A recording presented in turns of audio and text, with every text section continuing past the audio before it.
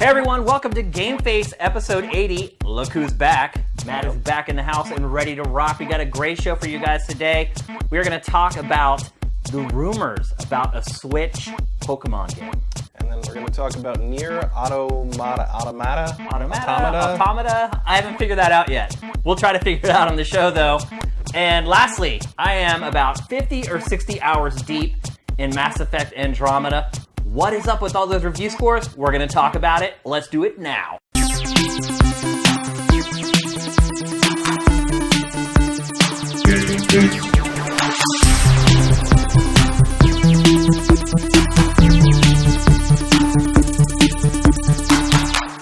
Hey everyone, what's up? Hope you're having a great Friday afternoon, evening, late evening, whatever it may be, and wherever you are, we are primed and ready, locked and loaded for GameFace 80. Matt, good to have you back in the house.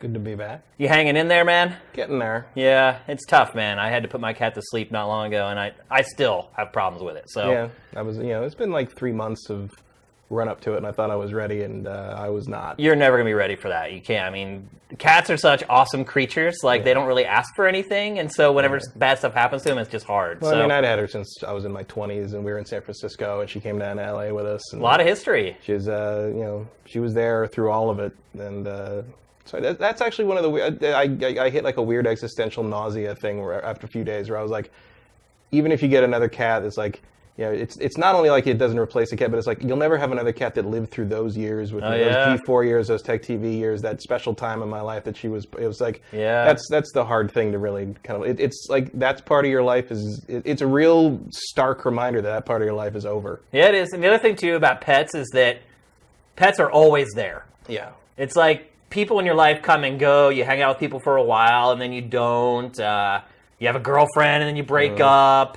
You live different places, but if you have a pet, the one constant is that pet. Oh, yeah. And so you're right. You can totally attach all those memories to the pet and everything. So now I really want to get out of that apartment. Yeah. A lot of memories in there. Oh, yeah. Well, thank you, man, for toughing it out and coming in today. I'm sure the viewers are going to be happy that you're back. Not that Brent did a terrible job, but... No, Brent was great. I did watch the show. I've played a lot. That's... I guess that's one positive. It's what we do. We lose ourselves in these games to try to, I've done that in the worst parts of my life all the time. Castlevania Symphony of the Night came out at a very good time back in 1997. I'll tell you that much. There's nothing like having a good game to just sort of escape into. So they are definitely, and a lot of people will deny that they're an escape tactic, but they definitely are. They can be. They Not can always. Be. But I think it's also different for each person because obviously when I went through the stuff I'm still going through with my dad and my sister, like I honestly couldn't play games for a really long time. Because I was like that for a while too. But after a day or two, I loaded up Zelda again and just mindlessly tracked down Korok seeds for hours. All of them, so you can get a pile of them. So you can get a pile of poop. I'm almost maxed out on all the inventory. Oh, really? I've got like 400 something. Oh, wow. I'm pretty close. I think I finished with like 150 or something like that. If I hadn't gone exploration crazy, that's probably about how many I had. But there was a point at which I'm like, oh, look at this tree. Yeah, but this tree. Oh, look, there's a circle of things over there. They're very well placed in terms of visually. If you look around from one of them, you can see where another one. Yeah, you can. Sort of go one to one. You just kind of constantly connect the dots. Hop from one to the other, and it becomes suddenly it's 4 hours later, and you haven't done the thing you intended to do. Yeah. All right, well, let's get kicking with the show here. We got a lot of stuff to talk about and don't want to keep you guys too long. I know some of you folks in Europe is starting to get a little late at night, so let's just jump straight to it. NieR Automata. That's how I say it for whatever reason. I've been saying Automata. I think Automata. I think that's how I've heard people say it like 3 different Automata ways. Makes me think of Automat, which is like one of those 50s places where you put money in and open a plastic doorway and a sandwich comes out. So that doesn't seem right. Automata is more like automaton. I don't know. You mean like a salmonella machine? Yeah, pretty much. That's really what those things Nothing are. like egg salad out of a plastic door. Yeah. So we actually have not talked about this game since it came out. It's got huge review scores. It did. From pretty much every outlet. I don't really get it, but okay. But it's still going way under the radar. I mean, we can see from the traffic that it garners on Sifted that it's really kind of not on people's radar. I was thinking maybe the high reviews might change that, but it hasn't seemed to. Are people missing out on something here with NieR? Did you like the first NieR, by the way? Oh, I loved it. I really liked it. I admit I only played it kind of out of a curiosity as to why McElroy couldn't find where to fish. Yeah. If you remember, I didn't remember that whole thing. There was a thing where he like thinks like, I'm not going to review this game because I couldn't figure out where to fish. And like you look at the screenshot and there's a big X on the corner of the minimap. Like, yeah, that's where you're supposed to fish, dude. Like it's like, but I played it because I'm like, okay, I want to see what this is all about. Because he's like, I didn't really know what to make of this game overall. And I really liked it. It's like a nice little action RPG with some bullet hell elements. Yeah. Obviously, Platinum made this one, so it's got a much better combat system than the last one. But like the last one, it's a compelling world. It's kind of a weird, far-flung sequel to the Drakengard games. Right. A lot of people don't even realize that it was a Drakengard game. No. And it's got multiple endings. Just this one also has multiple. Like 26 endings. Well, this one does. The last one had 4 endings, and then you finish the first time you get the ending. You play New Game Plus for ending B. That whole thing reveals a thing about the world that's like, oh. Like really nasty revelation. Was it worth playing it all those absolutely. times? Really? Yeah. Wow. And then you play it again, and there's like ending C and ending D are your 2 options for the third like New Game Plus playthrough. And ending C is a big downer. It's not a happy ending. Oh, really? Ending D is worse and deletes your save. What? Like, in that point, you've gone through the game because it's so bad what happens that your save dies. What? That's how bad it is. I actually kind of like that idea. And it deletes because, like, and at that point, remember, you've played through the game 3 times. Right. You're at like 100-some hours. You're not going to play it again. No, like you've seen everything, but it's like if you get the bad ending on the 3rd playthrough, it deletes your entire save. That's some Kojima shit right there. And it had some of the best music of the generation. I think it had great music, and so does this one. So what's different about Automata? Well, this one, Automata is Automata U. It's much more of a Platinum. I mean, obviously made by Platinum. Yeah. The pedigree is there. There's a lot. There's a lot of Metal Gear Revengeance in this. Metal Gear Rising. Not a surprise. You can tell it's made by people who had that experience. And like the other thing that's different, I guess, is like it's a little more open. I'll tell you that because like it's not like fully open world, but it is open area, like wander around area, kind of like the way Witcher 2 was, where it's like you get really big areas to run around in. But they load in. Yeah, and you jump from one to the other, and there's fairly seamless transition. But you can jump up to the space station and come back down. Like I haven't finished even one of the playthroughs because you're supposed to play through once, and then like the second playthrough. Is like you play as a different character and like it reveals more. I think there's several times that happens because it's not apparently very long. It's like don't you have to play it 6 times to get the real ending? Yeah, to see the whole picture basically. Right. I'm having a lot of trouble getting to the end of one playthrough because this is not. I'll tell you, coming to this game after coming off the open worlds of Horizon and Zelda, this is hard. Well, it's really empty. It's real empty, and also. I don't know, between this and Final Fantasy 15, I don't know what it is with Square believing that an acceptable thing in open world games is for all the items to be glowing points of light. Yeah. But stop it. They do the same thing. Yeah, it's the exact same thing. Like all the stuff you find, all the items that you drop by enemies, everything, it's like this like glowing little shaft of light. And it's like, stop. Why is like everyone else can model the actual thing on the ground, why can't you? If Zelda can do carrots everywhere, why can't you do carrots everywhere? Or whatever you're picking up. But it's like, there's a big crafting system kind of thing, and like it's a lot of weird little side quests to go do. You're running around a lot. My main issue with it has been like the story is not grabbing me at all. Maybe it gets better later, which is going to be a theme I think today. Yeah, like the games we're it might about. be. Yeah. But it's moderately pretty. I'm playing the PC version, which is infuriating because the port I think is pretty bad. I'm shocked by that because I've read a couple reports that said it was good. Durante, the guy who did the DS fix for Dark Souls and has been very he's not going to do any fixes for it because he thinks the port's great and it runs fine on his system and he didn't care. It runs like crap on my system. I've installed like the resolution fix that I can't remember the guy's name, but he's posting stuff on Steam. He fixed the resolution. He found out a thing where like it's constantly running global illumination at this level that's totally unnecessary. So you can lower that, you get better performance. But it's still why would the developers not do this? I don't know. It's still occasionally dropping to like 40 frames a second at 1440p on my dual Titan X's. Jeez. So and like on Reddit, basically people are saying like, yeah, there's nothing you can. It's the game. Like it either works or it doesn't. And Square Enix is pretty terrible about fixing things. after I mean, basically they only fixed that World of Final Fantasy depth of field bug on the PlayStation Pro because people screamed at them on Twitter for weeks. So like, I don't expect it to get any better. So it's another shoddy port of a Japanese game. For me, it is. Yeah. Like I don't. And also, it runs my GPUs at like 85%. Like they almost hit 200 degrees when I'm playing this game. And for nothing. Like it doesn't look that good. It's not. It's just not optimized. It's just not. They threw it in and it works, but that's about all I'll say for it.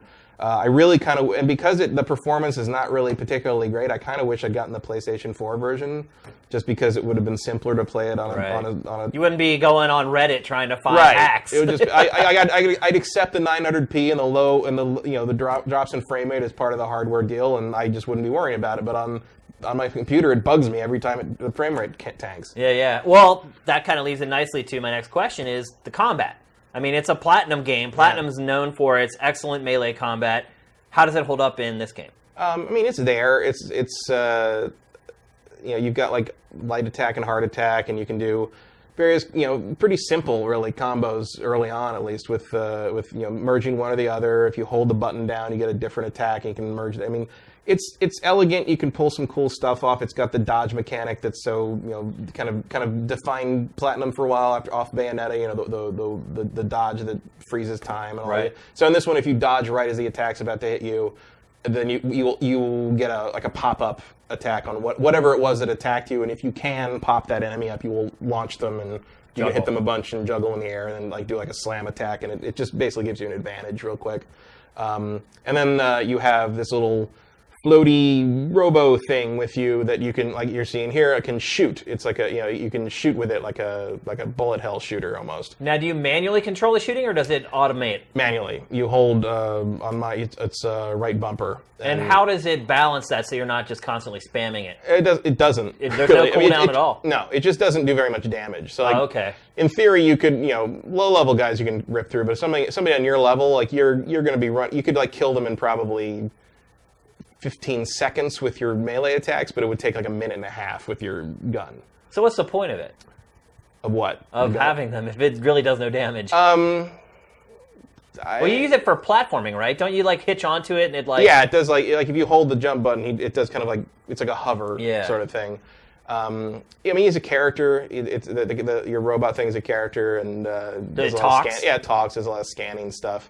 Everybody's an android in this, so it's all just a little communication. The lead characters are androids? Oh yeah. I wasn't even aware of that. She's an android. I had no idea. Yeah, she's an android that doesn't wear any pants. And pantsless droid. Pantsless android who wears knee-high stockings and high heels. Because actually, somebody asked Yoko Taro about that, and he basically just said, because I think women in heels are hot. And I'm like, you know what? Like, I'm on board with that. Like, it's like, don't make up the thing about, she can't wear clothes because she needs the sunlight or she dies, so she rolls around in the rain. I'm just like, no, it's fucking hot, so I'm just going to put her in heels and take her pants off. Like, it's like, okay, great. Like, at least be honest. I think that's something most male gamers can get behind. No pun intended. And it's, And and there's a lot of stuff.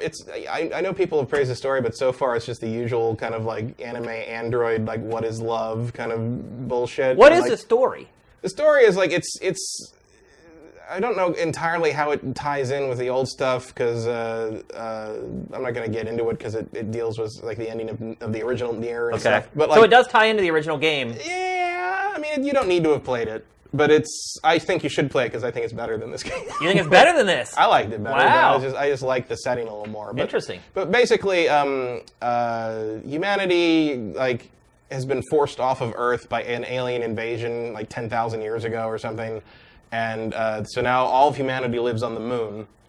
And of course they do. And there's this satellite space station full of these humanoid androids that.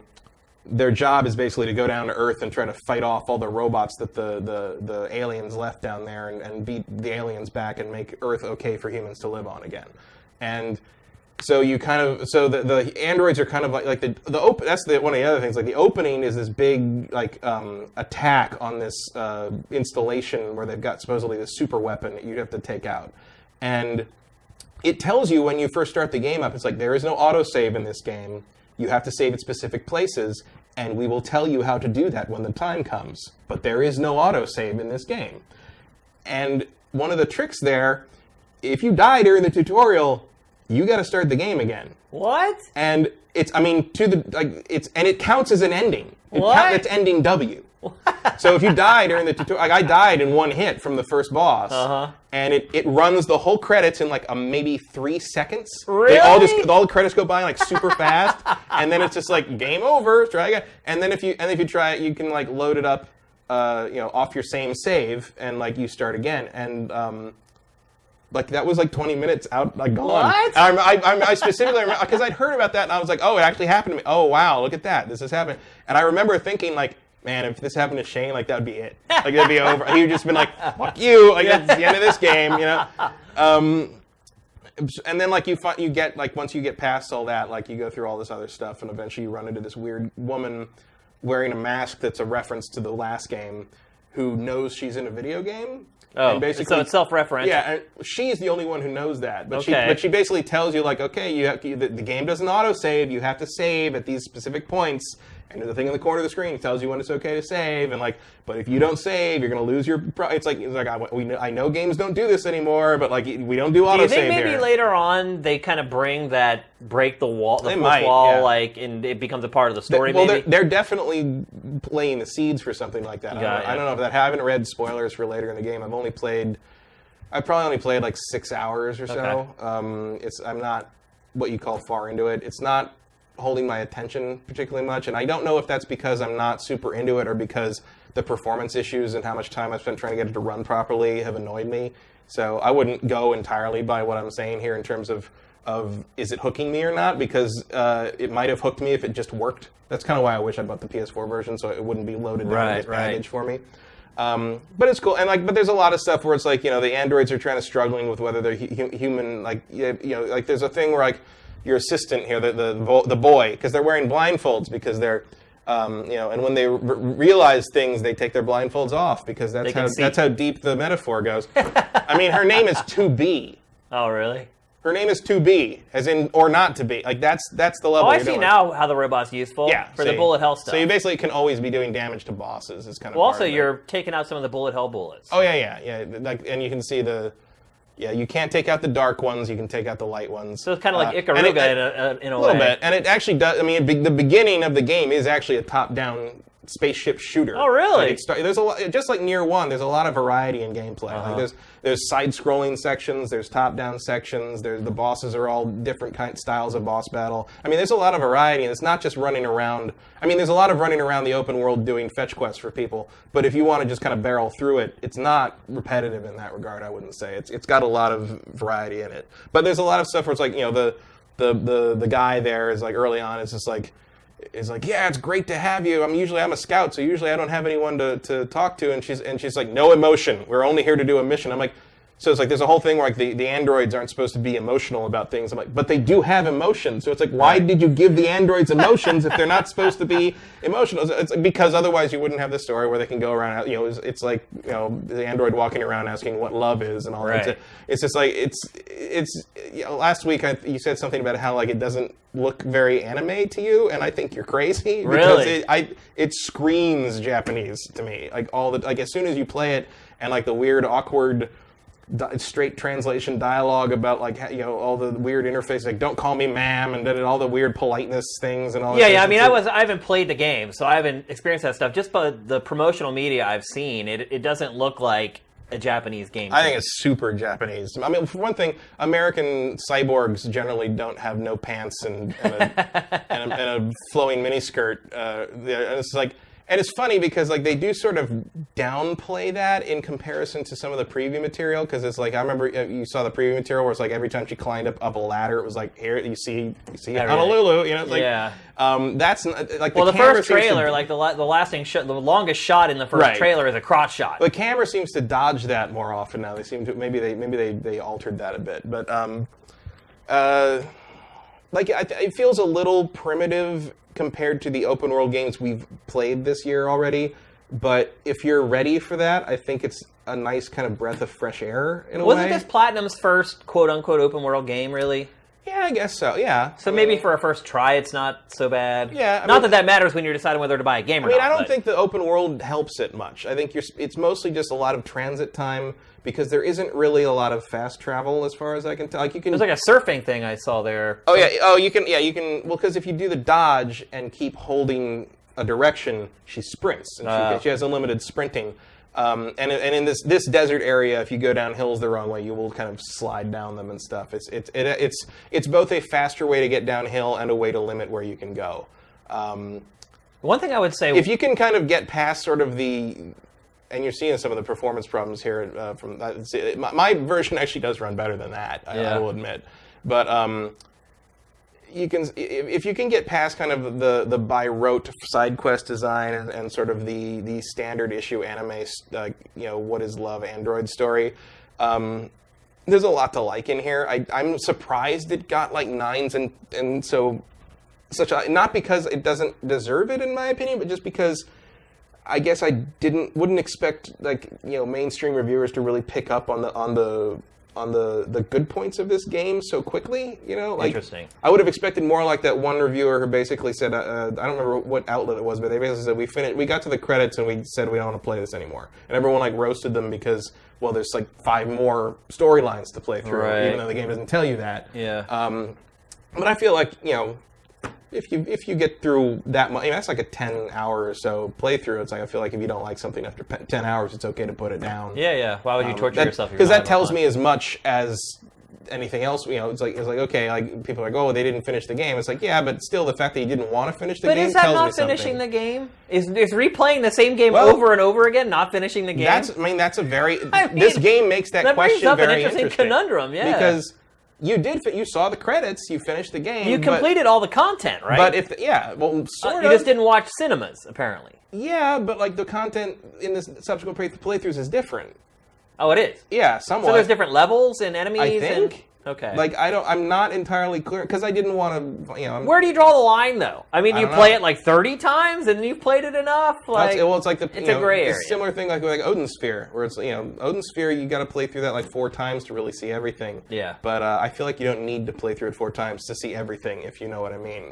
The game has its tricks on the table by 10 hours in. And if it doesn't, that's kind of a problem anyway. It is a problem, So it's too bad that it's not doing better, because I do think the NieR world is very interesting. It's as cliche as the characters have been so far, I can't help but think they're building to something, because the first NieR did that too, where early on it seems like it's just sort of this cliche kind of oh, here's this old guy who used to be a warrior and he wants to take care of his sick daughter, so he's running around doing odd jobs in the fantasy sci-fi RPG world, and eventually it kind of becomes most oh, there's a lot more happening here than you think there is, and there's hints of that in this game so far.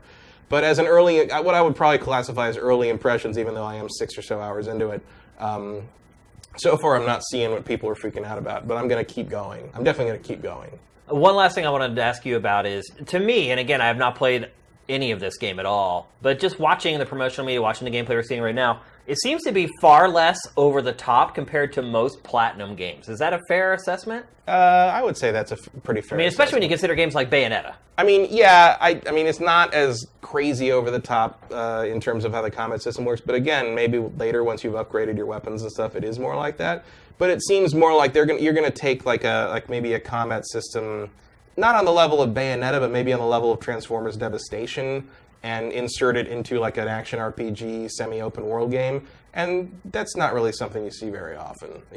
Certainly the combat in this is several tiers above something like, say, The Witcher 3 or Zelda. Right. Whereas you've got strategy there, but it's not. The kind of the stylish character action element is just not really there, and that is very present here. Do you think maybe that's what's resonating with other critics? It could be. Is that they just really enjoyed the gameplay compared to a lot of other action RPGs? While I find the open world element primitive, the combat is probably enough to carry that for most people, I would think. It's because again, if you really, if the combat system is not something that blows me away, just because I'm not a huge Platinum fan overall, because I just feel it's very samey at this point. You saw the same system in Transformers Devastation. Yeah. However, by the same token, the fact that they put a combat system like this in a game like this, I can't think of another example of that, really. So I would say that is making it unique enough to be worthy of a look. Maybe you want to wait until it's a little cheaper because the performance issues are there, and I kind of wish I'd waited a little bit, at least on PC, to wait and see if they fix anything. Right. It's probably not going to get any better on PlayStation 4, I guess. Yeah.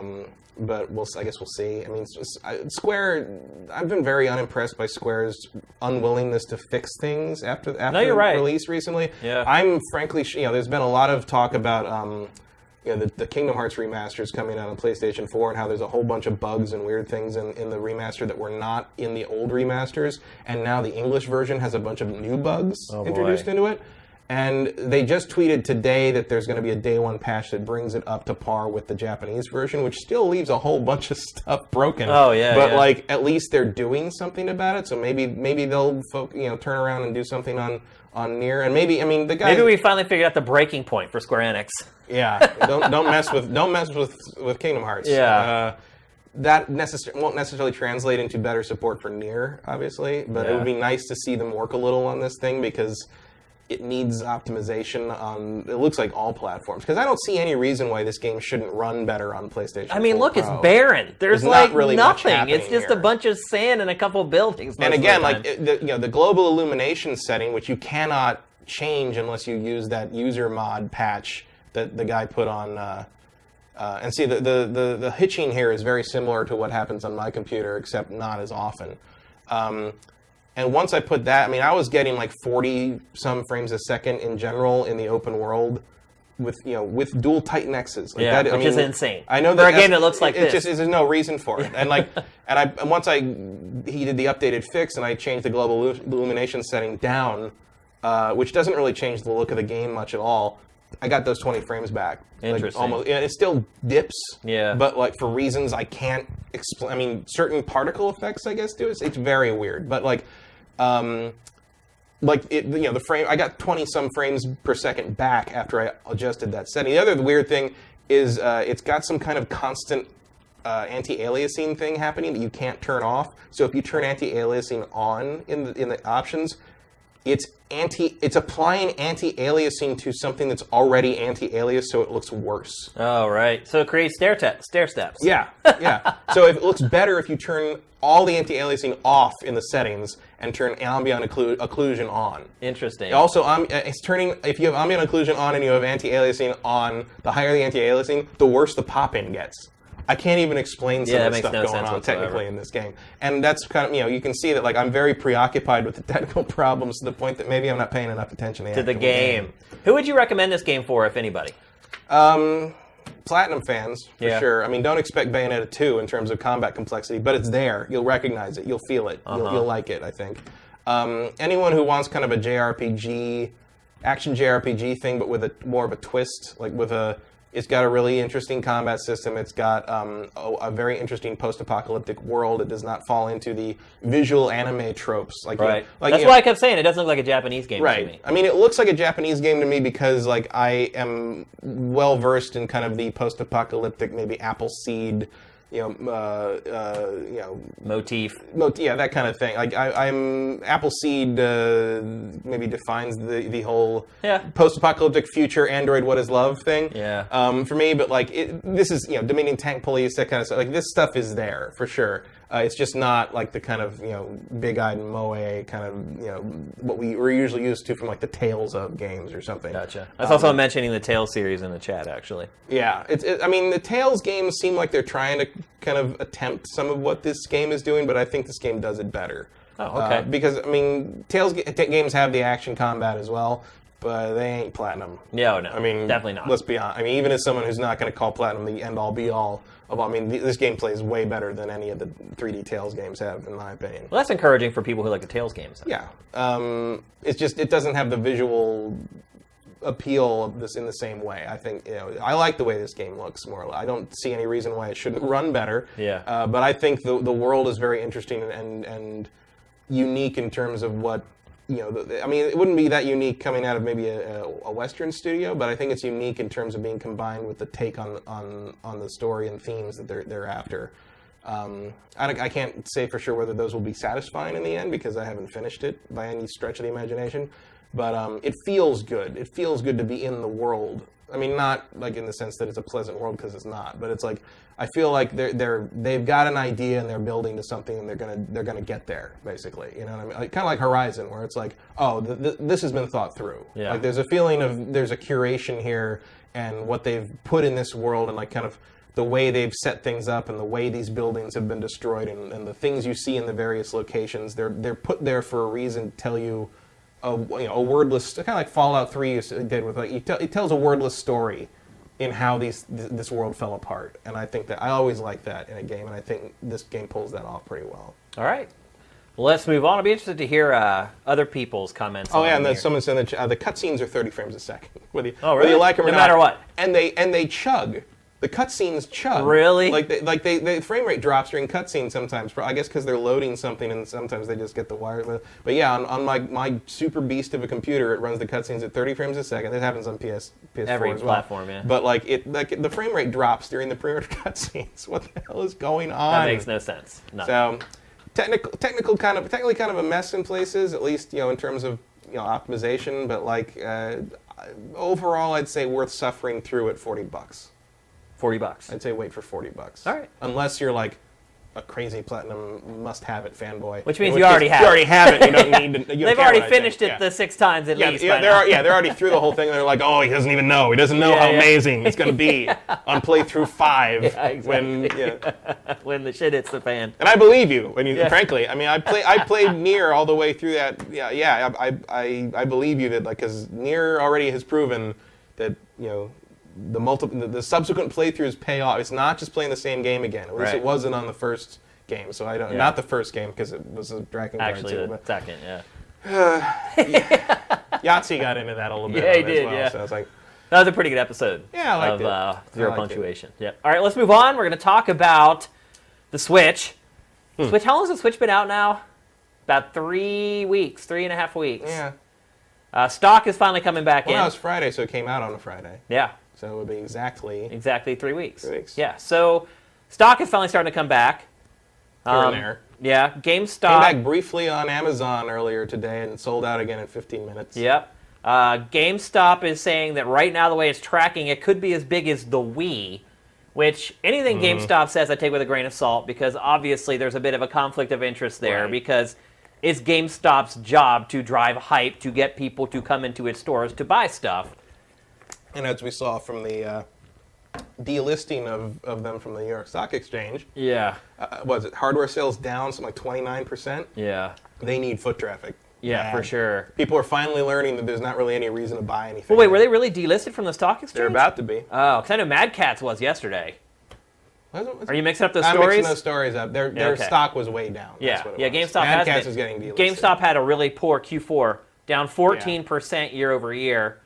It's making up for it with its stupid, the tchotchke sales or whatever. Yeah, Mad Catz was just like, don't go in, don't ever get involved in land wars with Asia, and don't go bet your company on a Rock Band sequel. Those are your classic blunders. There. Unfortunately, it didn't learn the lessons that other companies had learned from the last Rock Band, which is it's a fading genre that not a lot of people care about anymore. I don't know who was running Mad Catz, but it was a really there was so much bad news this week for various financial situations. I couldn't keep up with it. But GameStop's just their stock kind of dropped. A 14% drop year over year at this point in a console's life cycle is alarming to me. I know I've talked about this before on the show that I'm a little nervous about where the industry's headed right now, but that's a big deal. Yeah, but again, I don't think GameStop, I've said it before, I don't think GameStop is a tremendously accurate thermometer for... Yeah, because they move over to digital and everything. At some point, someone's really, between Amazon Prime giving you the 20% discount, between the Best Buy Gamers Club giving you the discount, I mean, there's no reason to buy anything at GameStop anymore. No, you're absolutely right. It's a good place to trade stuff in. But is it? Or is it? Yeah, I mean, games. Or should you sell all your stuff on eBay? Yeah, or Best Buy, eBay, and Amazon are catching up on that too. But it's like, if I don't need a game right now, I'm going to get it through Amazon because if you're a Prime member, I'm already a Prime member. You get it day of, and I get 20% off the physical copy. Yeah. So why wouldn't you do that? Yeah. So there's incentive for GameStop to say Switch is turning into I got my Switch on Amazon as well. It's like you don't get the discount, but I don't have to go to GameStop.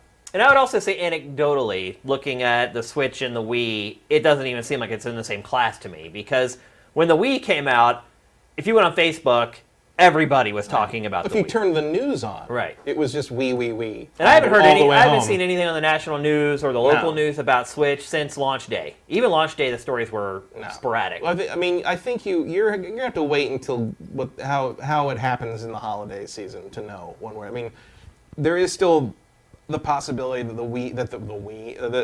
the Switch becomes the big. Did we luck out that they didn't call it the Switch? Switch. Just add that extra I in there. That's all you need. Switch. I never thought about that, but you're absolutely right. But if there's a possibility it could become with Zelda, the long tail of Zelda plus a new Mario game that looks like Mario 64, which everybody and their brother has fond memories of. Yeah. Literally, everyone and their brother. Pretty much. I feel like it has a shot at becoming the hot Christmas item. With Scorpio out there too. Yeah, I just don't think Scorpio is going to make the splash that they're hoping, unless it has a launch lineup that I am just simply not anticipating properly. Yeah. We'll see after E3, but I don't know, man. People get a look at the first Scorpio game, the first 4K Scorpio game. It might move the needle. I don't know, man. People don't have the TVs for that. That's a good point. But I also think a lot of people this holiday season are going to get 4K TVs. This is kind of the year where the price hits that mass market zone where you're going to see a lot of people finally upgrading their televisions from 1080p to 4K. I know I'm planning on doing that finally. I don't think that benefits the Scorpio too much, though, because I feel like that's more of a thing where people are going to use the system there because they already spent however much on a 4K TV. It's like now you want to spend another 400 plus on a system. Some people will, but I think for the most part they're just going to play what they already have. I don't know. That's going to be real interesting because I don't feel like there's a huge market for the 4K thing just yet. I mean, video games are one of the few places where 4K makes sense because with a powerful enough rig, you really are rendering these games in native 4K, as opposed to movies. Most Ultra HD movies are not true 4K. Right, they're 2K. Yeah. Even Force Awakens was mastered in 2K. Like an actual 4K transfer is extremely rare in Blu-rays. It just doesn't. It's not cost effective yet. You will eventually see it, but not anytime soon. I mean, will it fit on will it even fit on a Blu-ray? On one of the high density ones. Really? Yeah. There's Ultra HD content now. Yeah, you can get that. Like Lawrence of Arabia looks amazing at that. But it's like those kind of restoration because film is 8K essentially. Yeah. So you can get a 4K version out of a filmed. Provided you shot it on film. Provided shot on film, that's going to be a problem for the Star Wars prequels going forward. But very few studios find it cost effective to do that yet. And so the amount of content is very limited in that regard. And then if you're interested in streaming, there's even less happening there because our internet infrastructure in this country just isn't there yet for streaming Ultra HD content.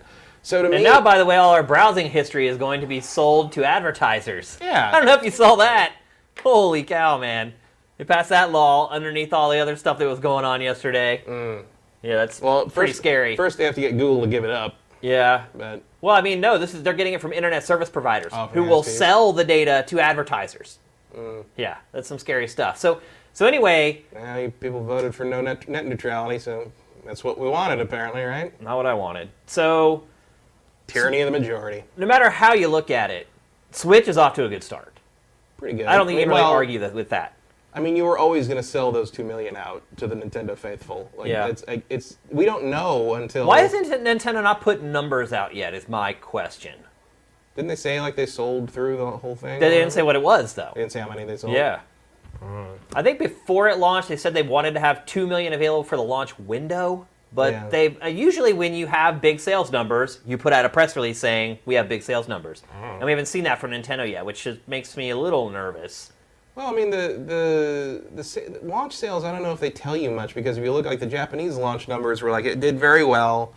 It sold in the 300,000 range, but but they listed the other things that sold in that same range, and it was it was the Wii and the PlayStation 4 and the Wii U. Yeah. The launch doesn't really tell you much. Yeah. Well, not in Japan anyway. I think it does here. I don't think it tells you that much anywhere, because we already learned, like you've said, you already learned from the Wii U there are 12 million people who will buy any Nintendo console. Period. Yeah. So you have to see if this system starts selling outside of the core demographic, and we're not going to know that probably not even until after Christmas, but at least during the Christmas rush, we'll start to be able to see if people that we know who are more casuals about this thing or more family-oriented gamers will be interested in buying this thing. Because there's a lot of the touted features are mostly focused on the portability.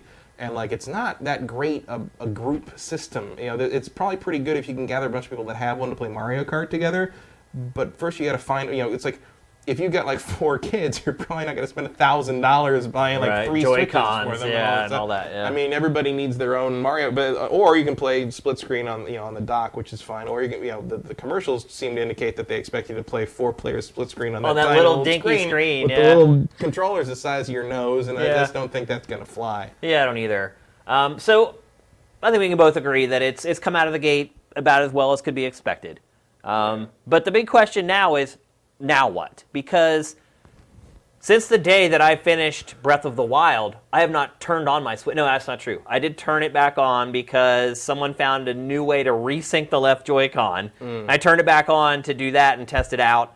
By the way, Nintendo is sending me a new Joy-Con. So they're going to replace the one that I have that apparently Nintendo said this week that it was manufacturing variables or... Sounds like the ones that were made in one particular factory must have been... had a problem. Affected. And then the ones that... Because mine is fine. Yeah. Absolutely fine. And the one that they're fixing and they're sending them back, there's a little square of like styrofoam that they put like a little square of like RF shielding. Yeah. Which I guess is to insulate the signal or something. Signal from but anyway, they're sending me a new one, which is great. So I really appreciate that. But the big question about Switch isn't the launch, because we know there's lots of Nintendo fans who are going to buy this, and there's a new Zelda that's really good that came out with it.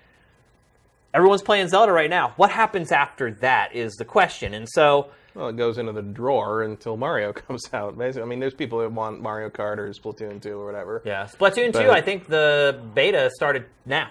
Yeah. So you can go and download Splatoon 2 right now and play, like, multiplayer. The beta, so to speak. I don't know how long... Does it just run for the weekend? I think it was like 3 days, 2 or 3 days, yeah. Yeah, actually, I think I'm going to start a thread on the site and going to try to get people together to play Splatoon 2 this weekend with me and do a hangout. So when the show's done and all this stuff is rendering and everything, I will post a post on the forums on Sifted, and everyone can share their friend codes. I don't know if there's actually maybe a friend code sharing thread already. But regardless, we'll share our friend codes and we'll get together and we'll play some Splatoon 2 this weekend. So back to the whole topic, and the thing we want to talk about today is at GDC 2017 earlier this month, a data service did a survey of 4,500 game developers that were at GDC. And keep in mind, GDC, it isn't just about console gaming. There are developers there from everything. And so it basically was trying to get a lay of the land for 2017 as far as what developers want to work on and what they think they're going to be working on. And GDC, I mean, that happens a lot. You get a lot of feedback and polling done there with because you get a pretty good cross-section of the game development world. Well, yeah, you get the AAA guys, you get the indie guys, you get the people who are just making mobile apps, you get the pioneers who are working in the VR space. Like, you get a lot more people who have their hands really literally on the hardware than you would, even at a E3 or something. Well, it also came out this week that, in fact, the chip inside the Switch is just an off-the-shelf Tegra X1 chip. How thrilled is NVIDIA to get rid of those damn things? Oh, yeah, because they've just been sitting in a warehouse. And Nintendo's thrilled, too, because NVIDIA is probably giving them to them for, like, nothing. They're like, man, we got a warehouse full of these things. Like, take them. Yeah, the deal's great for everybody but us. But us, yeah. So anyway, this polling service, and if you can bring up the image now, Sam, that we have there. This polling service did a survey of 4,500 game developers at GDC and basically just asked them what platforms are they working on right now in 2017. And the results are absolutely shocking to me, Matt. I think the worst part is that the Switch came in behind Apple TV and augmented reality headsets. Are you freaking kidding me? Dude, almost his biggest shocker to me was PC. Yeah, well, everything's on PC, so... Yeah, I mean, I guess when you think about it, you're right. Like, all the indie games, they always come out on PC first, and if they're successful... Like, if you're going to make something in Unity, why not put it on Steam? Yeah, really, I mean, it's... Yeah. It's like pressing a button, basically. Right. That's all you have to do. Still, I was shocked to see that PC was far and away, maybe not that it won, but 53% to 38% with the PlayStation 4 there. Smartphones, actually, no, it was over double PlayStation 4. Smartphones and mobile tablet at 38. VR headsets at 24. And you see Xbox One Scorpio at 22%? Which is interesting because, like, That's pretty much PC at this point. That's crazy, dude. Only 22% of the people at GDC are working on Xbox One or Scorpio games. Well, it's not that far behind PlayStation 4. I just think about that, though. It's like 1 out of every 4 guys is not working on an Xbox game. Yeah. That's mind-boggling. Everybody's got their specialties. I suppose. Web browser games, 13%. Linux, 7%. I thought that might be a little higher, because Linux is pretty easy to port from any PC projects you're working on. All the way down at the bottom, Nintendo Switch. Very interesting. Wow. Actually, not surprising to me, though. I mean, really? Not really. I mean, look, it's a new console and everything, but they should have had dev kits months and months ago. I think we've already seen pretty clearly that there's a lot of lack of interest on getting back in the Nintendo quagmire for a lot of the third parties. But Nintendo put out that big list of developers that are working on this game. Sam, I think we have that loaded up as well. I mean, that's a lot. Yeah. So how do you have this many developers Apparently working it's about 3% of the industry. I mean, look, there are a lot of Japanese There's a lot of mobile companies you've never heard of out there, and et cetera, et cetera. But, I mean, you look at that list there and you say, how do they get at that low of a percentage? I don't know. Well, some of these people, several of these companies may or may not be represented at GDC. Right. Well, a lot of the Japanese companies don't go. Yeah. But, Matt, can you remember a time where there was a platform that out of the gate, it had really anemic third-party support, and then over time, it picked up? No. I can't either. Because I keep thinking about the Dreamcast, and that didn't end very well. Because I'm wondering if a lot of these developers are sitting there right now saying, wow, hey, the Switch is sold out. When they get more at Amazon, they're sold out immediately. GameStop is saying all this good stuff about Switch. And so I'm wondering if they're like, hey, maybe we need to change tact and start building games for Nintendo's new console. But I cannot remember a single time where it's ever happened, where developers out of the gate were like, we're not on this platform. Mm-hmm. And then over time began boosting their development for it. I mean, how much, who knows if even how much of these companies on this one, this sampling of the partners, how much of it is like, they're negotiating and they're like, yeah, sure, we'll look into it. Kind of, we'll look at the hardware, and maybe they're not committed to it. You don't know.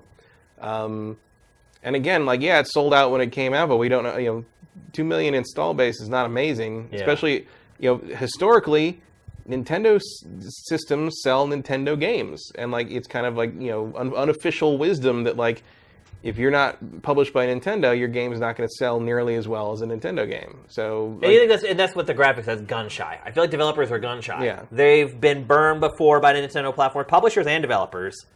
I mean, indie games don't sell as well on Nintendo platforms as they do on other platforms. Well, it also doesn't help that like you're running into this thing where like they're more expensive on the Switch. Right. Like that's another thing that came out that everyone's talking about this week is that a lot of indie games are $10 more for Nintendo Switch. Was it the Minecraft story mode? Yeah, that was the story that came out today. Yeah. That's the next one. There was what was it? Shovel Knight maybe that last week they talked about that's $10 more on. There was some indie game. I can't remember which one it was before. I remember today, seeing the Minecraft story mode. Today it was Minecraft story mode. $10 more than on any other platform. Mm. That's another huge. Because that's like a thing where like they're releasing like the complete package with the other platforms, and it's like $30 everywhere else, and it's $40 on the Switch. On the Switch, and that's cartridges, which is something Nintendo hadn't learned its lesson about. I mean, making this system, they couldn't have used discs. Although at the but at the same time, was there that kind of an extra $10 thing on ports for the Vita? There were cartridges. Yeah, you're right.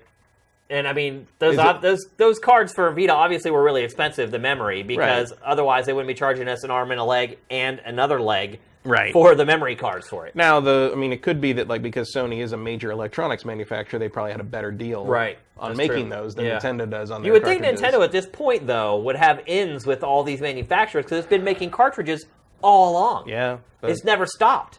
I mean, other publishers have stopped making cartridges, and Nintendo all along has been making carts for 3DS and all its handhelds. So, but that could work against them because these factories have to keep the specialized hardware on site just to fulfill Nintendo's orders, so Nintendo might have to pay more for that. That could be. I have no, that is pure speculation. There's no actual knowledge behind what I just said, but like, and people are already starting to call it the Nintendo tax. Yeah. Which I think is not accurate, but like, But it does is. it matter? Like, it does is, it matter? I mean, if that's the only platform that you have to pay that extra money on, it is a Nintendo tax. Wherever it comes from, you still have to pay it, so it doesn't really matter Yeah. what the origin is. So all this stuff is starting to add up to make it difficult for me to see an extremely positive future like the one that GameStop is talking about for the Switch. I think a lot of it is. I mean, I think a lot of people are, in terms of the big players. I think they're waiting, holding back, and I think they want to see how Skyrim does. Yeah, it could be. I think Skyrim is a big. It's the canary in the coal mine on this one. Yeah. And especially on a platform where you could play Zelda instead, that's going to be a very interesting. And even the fact that like Bethesda won't commit to saying it's the special edition. Right. Like, they won't even say that much, and it might be because Nintendo it's running doesn't on the Tegra X1 chip. Yeah. That's exactly. I mean, it's not going to be the remastered version of it. It's going to be a port of the Xbox 360 or PlayStation 3 version. And meanwhile, you've still got people that seem to think that Red Dead Redemption 2 might be on this thing, and it's like there's no way. There's a lot of weird. I don't know if to call it delusion or hope about what this system's going to have on it. And it's just, it really looks like it's going to be another Nintendo system with Nintendo games, and that's it, except now maybe they've got better indie support. Right, and so going back to what you just said about these third-party games, I mean, the other thing to keep in mind about Scorpio is it's going to be running all these third-party games. And conceivably, at a higher resolution, it will probably be, other than the PC versions, the best version of the game available on consoles, which I feel like gives Scorpio some more incentive for people to buy. Somewhat, but I mean, more power doesn't always mean you win the generation. Oh, it hardly ever means you win a generation. Very rarely. Not that there are generations anymore. Not anymore, Like, no. they're pretty much gone. It's all just staggered release dates now. But, like, it's just, I don't know if the mass audience cares or is aware of that. I think the mass audience, the first thing that they look at is graphics. Right, but I think that is, if you talk to the casual gamer and you say, what's most important to you in a game, they'll say graphics. Right, but the difference here with Scorpio is minor shit that no one can tell the difference on. Like, it's like, I don't know about that. We can tell the difference. Why do you have such a rig then if you can't tell the difference? Because I can tell the difference, but I'm not who we're talking about here. I'm talking about my friends back home that play games a few times a week, and they want to know what the difference is. And if I showed them a screen from the Scorpio version, a screen from the PlayStation Pro version, I'd have to like use a laser pointer to show them why the. Well, I think that depends. I think that depends on if you send them 1080p screenshots, or if you send a 4K screenshot from Scorpio and a 1080p screenshot from the PlayStation 4 Pro. Yeah, but they're just gonna be like, "Why is this?" Because that's how the accurate comparison there. I mean, you should send them a bigger screenshot. But they're just gonna be like, "Why is this so big?" Like it's this file's too big. Like it's it's like all the endless arguments about frame rate. People like trust me. Like most people don't know. They don't know the difference. It's like I guess it depends on how bad it is. It's like when you go back, but they're like, "Oh, it kind of chugged." But like the idea is like, "Oh, this is 30 frames a second. This is 60 frames a second." Oh, they don't know get that. Yeah, they don't get that. I think they know when a game slows down. They know when it feels smooth, but they don't know why it feels smooth. And it's like when you go back home and you're watching on somebody's mom's TV, and like they've got the AutoMotion Plus thing on, and everything looks like a soap opera, and you're like, "What are you doing?" Yeah. And they're like, "No, turn this off and make it." And they're like, "Oh, now it looks all like choppy," and it's just like because it's so, and like like no one cares. Like it's so like we care and we can see it and we understand. We're enthusiasts and we know the difference. And we want the best experience, but I don't think that translates to the mass market. I don't think that translates necessarily to the people. I think it's to a point, though. To a point, but not there's a threshold there. Otherwise, we wouldn't have these new consoles at all. We would have just kept playing the PlayStation 2 and. Yeah, but like part of that is because Microsoft, along with the others, they're chasing that 4K dragon. You know, not because people want 4K, not because the mass consumers demand 4K, but because that's all they got left to sell. I think they just want to get out ahead of it as well. They want to be the first to market. But they want you to buy it now. They want this to be their next big. It's like back when they were going HD, right. Even though it wasn't really HD. And like remember Sony, the HD era begins when we say it does, and all this stuff. But even then. Those systems weren't running in full HD. No, they weren't. Yeah, we're barely hitting that now. Even the PlayStation 4 Pro, it can do the checkerboard 2K thing, but really it's mostly useful for being a really solid 1080p system. You're right. Yeah, like the system we probably should have got at launch. Right. Yeah. And so the Scorpio is going to be a nice upgrade for people that know the difference. But I'm just wondering. But I think it's very easy to see in this case that we're talking about right now the difference between a Nintendo Switch game and for what sure. will be a Scorpio game. For sure. Yeah. Yeah. But, like, does that matter if you can't play Zelda on the Scorpio? Yeah. You know, like, but it's like I feel like the people that like I feel like are by married to that then, idea. though, the people who want Zelda are going to have bought a Switch and played Zelda by Somewhat, but I think the main thing is I don't think you're talking about the same people for the most part. I don't No, think. you're right. And even if you get one, like, okay, I've got Zelda now.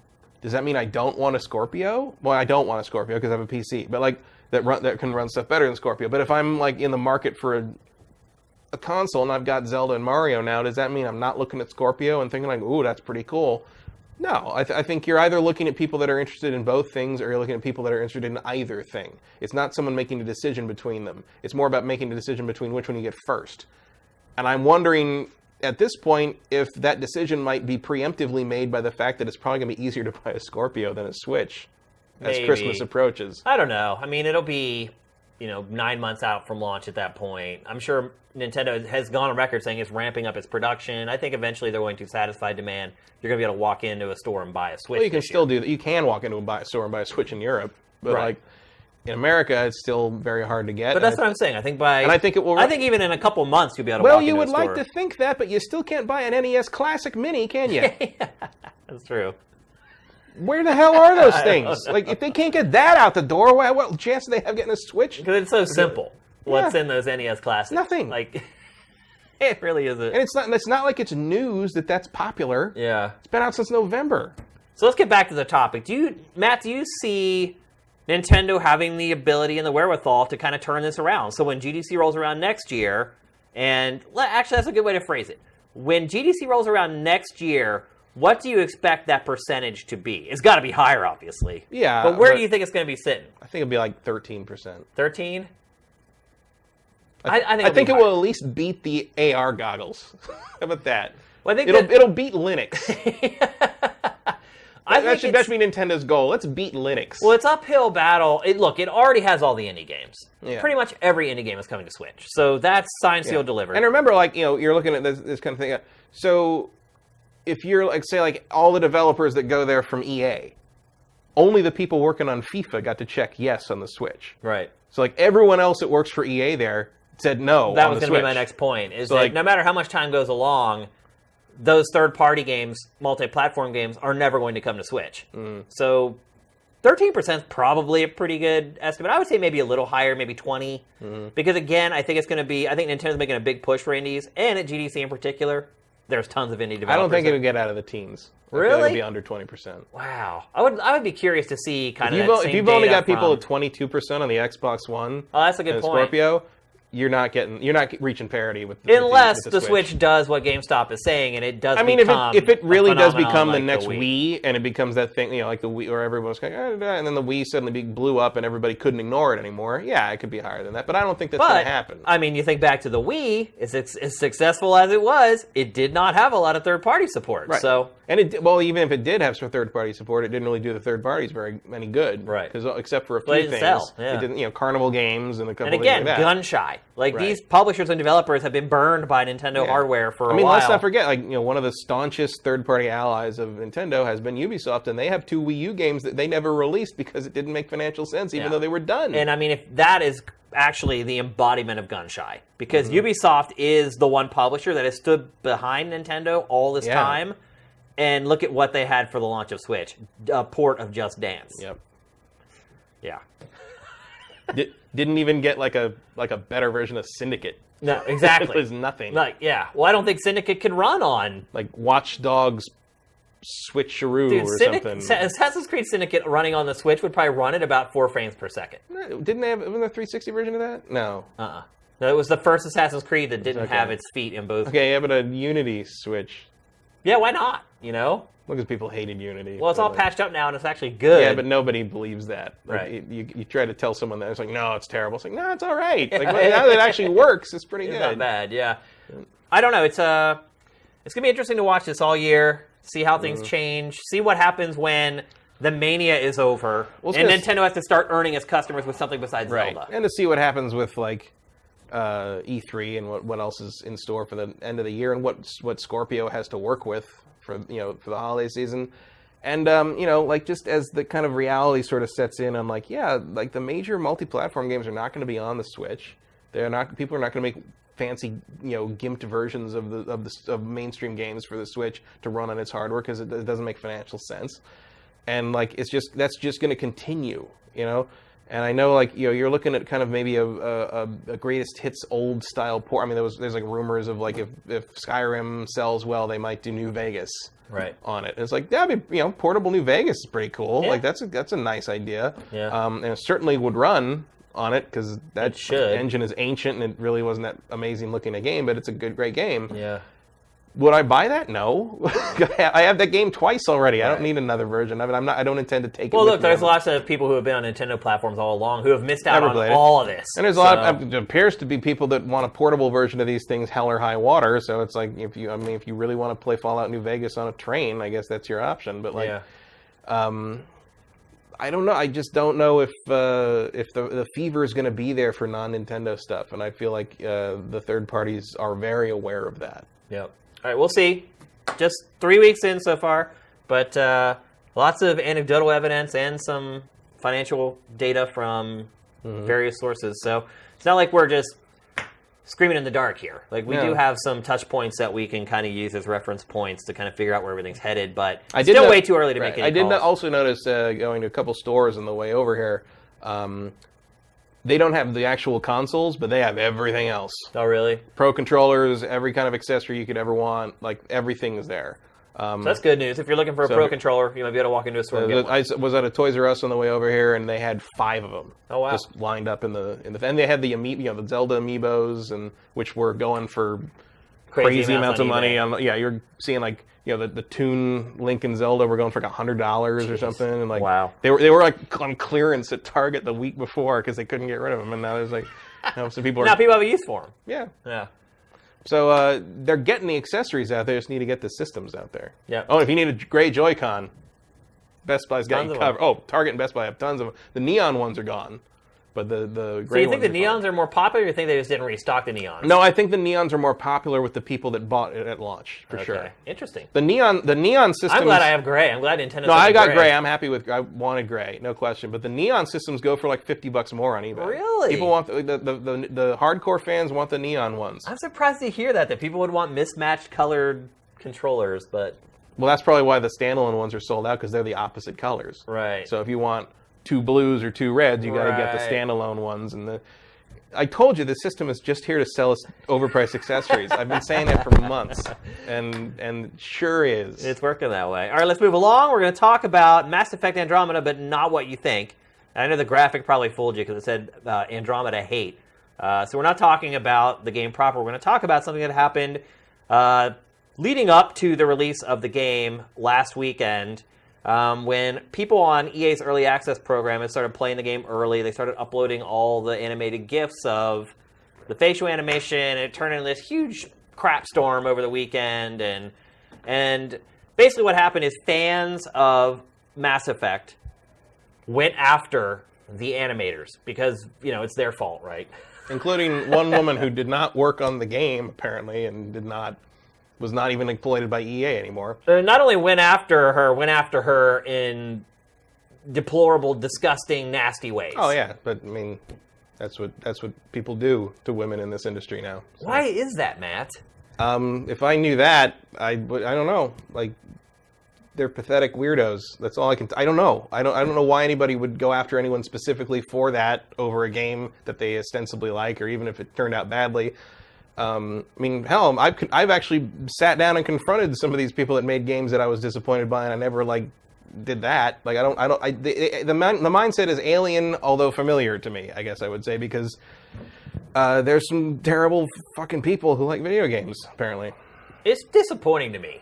It really is. Like, I feel a little bit of guilt by association with some of these people. And, a lot of these stories are the ones that bubble up to mainstream outlets. And so people like my mom read them. And my mom actually got a hold of this story somehow and asked me about it. And I was, flabbergasted that she had found out about it. And, it makes her question me and my hobby and what I love. And she's like, are there lots of people that like gaming that are like this, that just attack people for, no reason? And I honestly sat there silent for like 3 or 4 seconds, and I was like, yeah, there are. What is it about our hobby that does this? It makes people act this way, Matt. Versus everything. Look, and there's soccer hooligans, and there are NFL fans that go to games and get in fights and throw beer on each other. But at least they're doing it in person. I mean, seriously, though. Yeah. At least they got the balls to, like, do it face-to-face instead of this anonymous, like, bullcrap that people do on the internet, you know, trying to be keyboard warriors or whatever. Mm-hmm. But what is it about games that makes people act this way, man? I've been in this industry for so long, and I just struggle to understand it. I can't. Like, how can people not realize that it's a person? Because the internet anonymizes, or whatever you want to, however you want. Anonymizes? Anonymizes. I don't know if that's a word, but you know, it's very easy when there's no consequences. It's very easy to forget that what you're talking to is a human being. You know, it's not easy to forget that, though. I never forget that. Apparently, it is. But no, it's hard for them to remember that. But why? That's the point. That's what makes them different from us. Is that they lack the ability to see avatars as a human being on the other side of them. We don't. We know that's another person, just like me. I have an avatar online, but I'm a human being behind that little icon. And I understand that other people are human beings behind that icon. I don't really think it's that simple that they're just like, oh, it's anonymous. Like, there's just like hate in their heart or something. I don't get it. But like they can express that hate without any consequences. That's what's happening there. And I believe, what was it, Penny Arcade called it the greater internet fuckwad theory or something like that. It's like, you know, you get like in their version, it was like a headset from Xbox Live, but it's, you know, basically it's like, yeah, the 12-year-olds that were calling you homophobic slurs on Xbox Live 10 years ago are in their 20s now, and they've stepped up the game.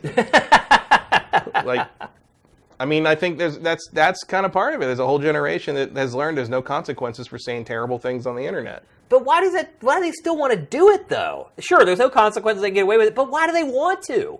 That's the heart of the matter. That's the root that I'm trying to get at, is why. I don't know. I don't understand why bullies punch people in a schoolyard either. Well, I do, because it's a power thing. They're trying to be the alpha male, and they're trying to rule the jungle. Well, there you go. But nothing ever comes of this. The bully punches you in the face, your nose bleeds, you run away crying, you look like a jackass. When people harass people on the internet, they have no power. It's not giving them power. It's actually taking power away, because the average person looks at them and they're like, dude, you're a piece of shit. See, I don't think they see it that way. I think it's that. But why? Why is their brains warped in this way of looking at things? Like, I just can't understand it. I don't know. I mean, it's... What is it about our hobby that does this? I don't know. Probably because it's such an insular thing. It's you know, a lot of us grew up as this is our sole refuge, and the idea that there's always been that sentiment of like, you know, as gaming became more and more mainstream and more popular, that idea that like, you know, oh, the normals were intruding on our space. You always saw people that were like, you know, you're not a real gamer because you didn't play Call of Duty or whatever. You play Call of Duty, or you didn't grow up being bullied and escaping into video game worlds. Like you see that a lot back, especially earlier in the 2000s. I think when it was really blowing up with the PlayStation 2, you saw a lot of defensiveness over the idea that like you can't just buy your way into this hobby because we've been gamers our whole lives and that kind of thing, which I've never subscribed. The more people, I always used to call gaming as like, this is the end, when people would be like, you're really into this weird game stuff, back when I was younger in school we and all stuff. went through it, yeah. And I'd be like, well, this is the future of entertainment. Like this, in 10, 20 years,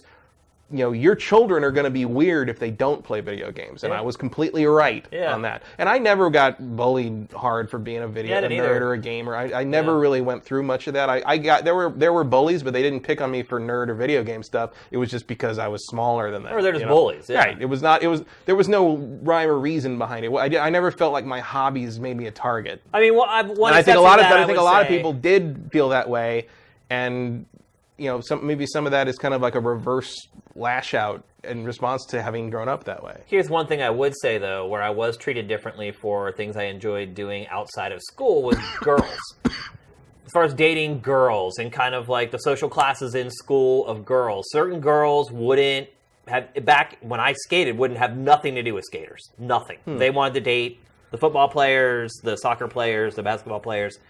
it was a stigma to be a skater, and also a stigma to be a hardcore gamer back then as well.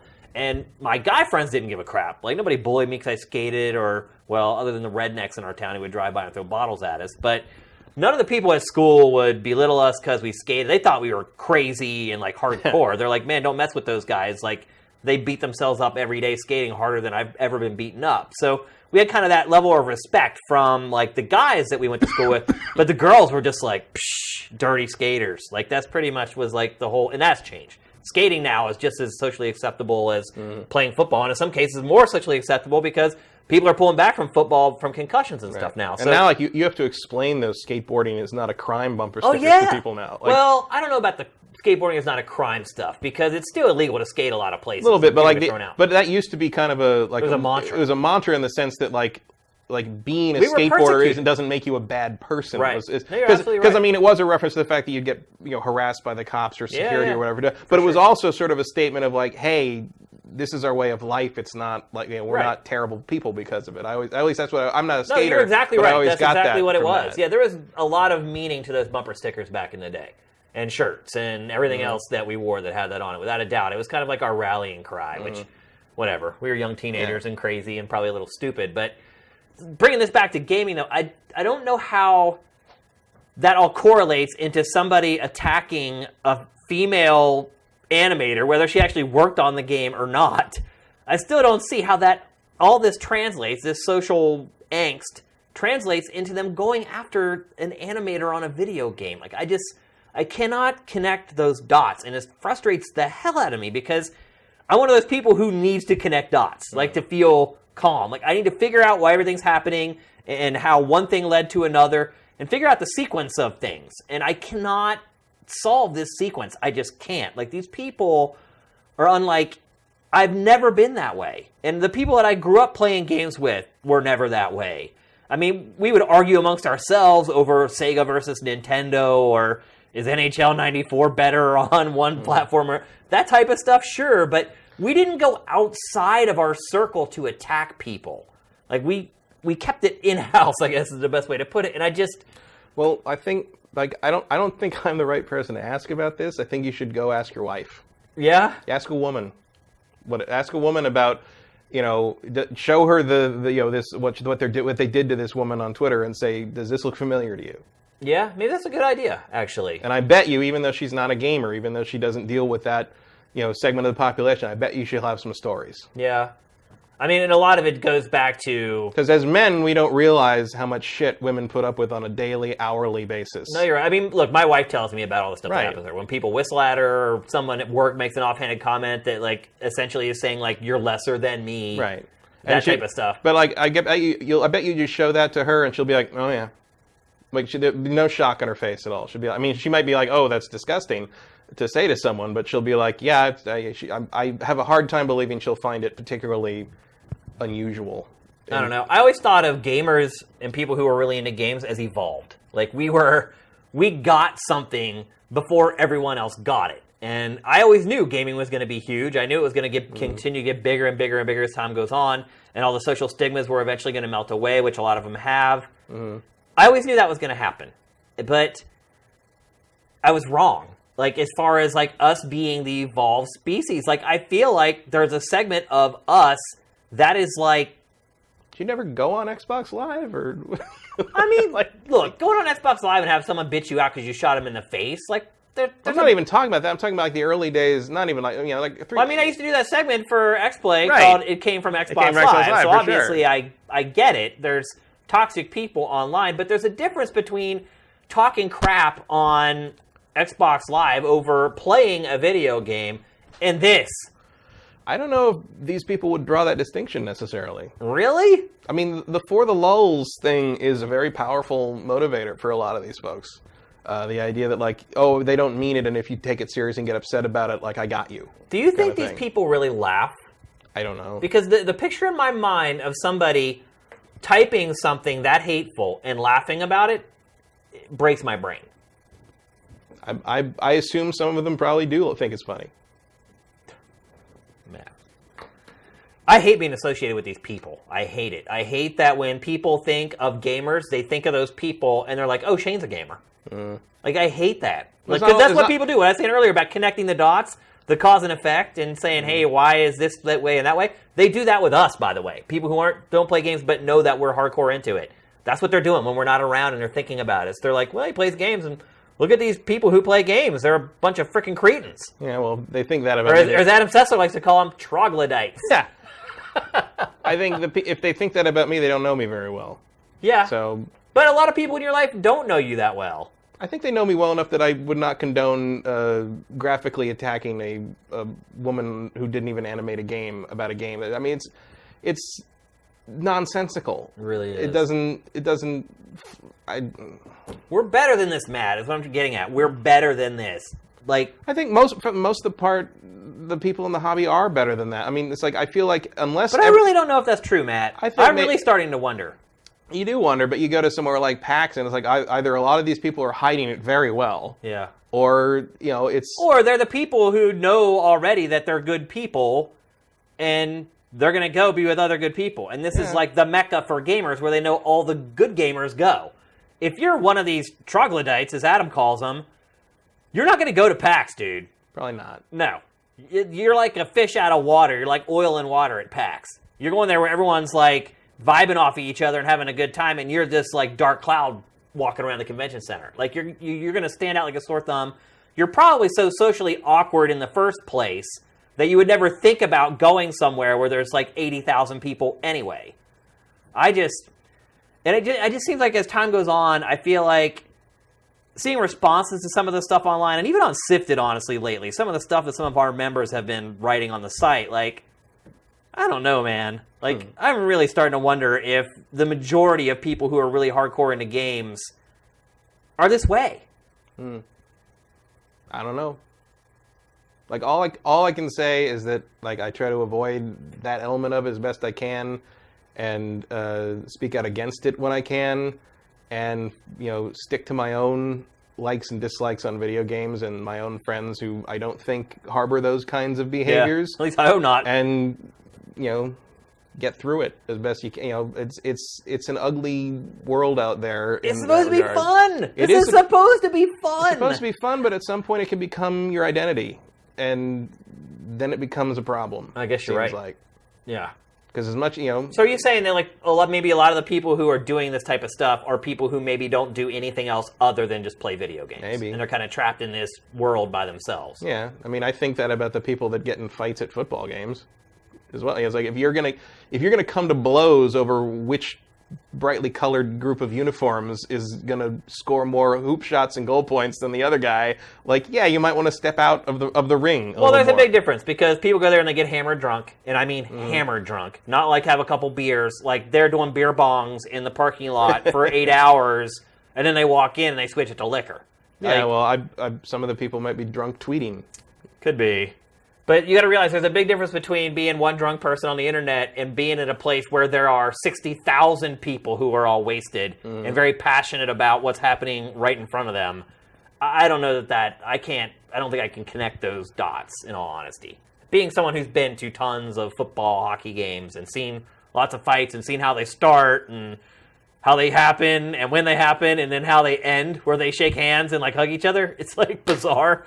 It is really odd behavior, don't get me wrong. Yeah, I mean, but I will say the last sporting event I went to, my group was almost in a fight with another group, and it started because of horrendously misogynist things that were said about one of the people in our group. Oh. That's just what started it as, and it became a thing. It became a stare down that eventually got diffused when it was a long ongoing thing. A lot of times when that stuff happens at a sporting event, something happens in the game that takes everyone's attention away from... It was actually, it wasn't the game, it was because we were sitting in a particular place where when they would move the giant jib cam right in front of us, so we couldn't see anything. Right. And so people were started to stand up to look, and people would be like, sit down. And so if you sit down, you can't see anything. And from there... It turned into hurling sexist epithets at people. Because that's just a natural progression. Because that's where you go from there. Camera gets in the way. You can't see the game, you start insulting women. That's how it is. we're going to close out this topic, but I just want to say we're better than this. And look, I realize there's people who watch our stream who are not subscribers to Sifted. There's people who just stumble across the stream, or people who never go to the site and just watch the streams for free all the time. We're better than this. We should all aspire to be way better than this. And the only way that you stop stuff like this is calling it out. If you just sit there and say, oh, well, I don't want to be like whatever they call it, the social justice warrior or whatever it is, or white knighting or whatever it is, it's just going to keep happening. Unless somebody stands up and tells somebody that this is wrong, they're never going to realize it's wrong, and they're never going to change their behavior. So I feel like as a group, people like us need to stand together and stand for what's right and call people out when they do things that are wrong. Like I saw, and I didn't want to get into this today, but the whole JonTron thing. Like, people defending him over the stuff that he said. It's like, if you defend him, he's not going to change his behavior. And look, if you believe the stuff that he said, then this conversation's irrelevant. But if you don't believe the stuff that he said, trying to make it okay or make excuses for the stuff that he said is just going to encourage him to do it again. It's not going to change his behavior. And so at a certain point, somebody has to stand up. And look, I'll be honest, I'm the guy who does stand up. Like, if I'm at a party and something wrong's going on, I'm not the guy that walks out the back door and like goes to smoke a cigarette or whatever. Like, I'm the guy who goes, yo, that's wrong. And maybe that makes me different than everybody else, but I just feel like that's the right way to be, to stand up for people and to point out to someone, hey, that's messed up, dude. Because if you don't, they're just going to go through life with blinders on, doing it over and over and over again. So we're better than this. Should not be what represents gaming. These are the stories that break big in national media. These are the stories that end up on CNN. These are the stories that my mom stumbles across. Well, it's also partly because, like, positive things don't make the mainstream news. Yeah, it's true. It's like, that doesn't get you the clicks. It doesn't get you the eyeballs. They definitely don't make the LA news. I can't even watch our local news. It's the most depressing thing in the world. Oh yeah, like to watch our local news, you'd think like it's we're living in Blade Runner. It really is crazy. But that is LA though. LA has these areas that are just damn. But not even that. But then most of LA is like, it's not even like you're in a big city. Well, yeah, but it's also like LA's gigantic. It's the greater LA area is 13 million people. You can fill a newscast every night with horrible things that happen, no problem, because there's so many people. Somewhere out there, you can find 5 terrible things every day out of 13 million people. I see people in the chat saying people will have opinions. That's life. It is life. People are going to have opinions, but it's this danger zone that you walk on when you call something an opinion. That kind of lets people off the hook and says, well, it's not right or wrong because it's an opinion. And there are opinions that are wrong. It's not like every opinion is right. There are certain opinions that are just flat out wrong.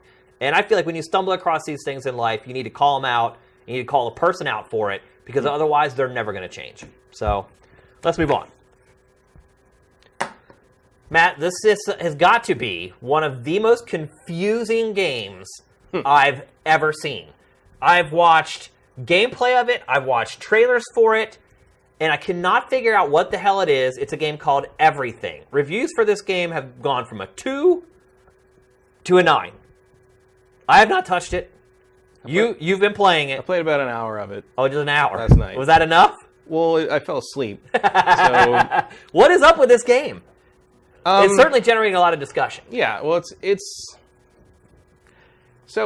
basic. Like if you've seen the trailer with all the flipping bears and flipping lions and Alan Watts, mid 20th century British philosopher, Zen person, like babbling on about how we are all the universe.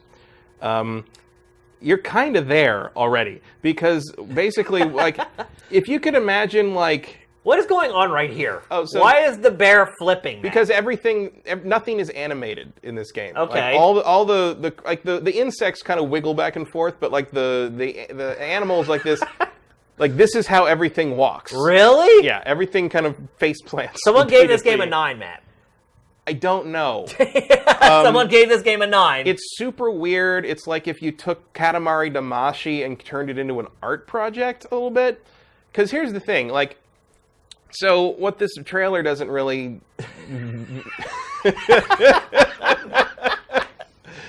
Now, here's the thing.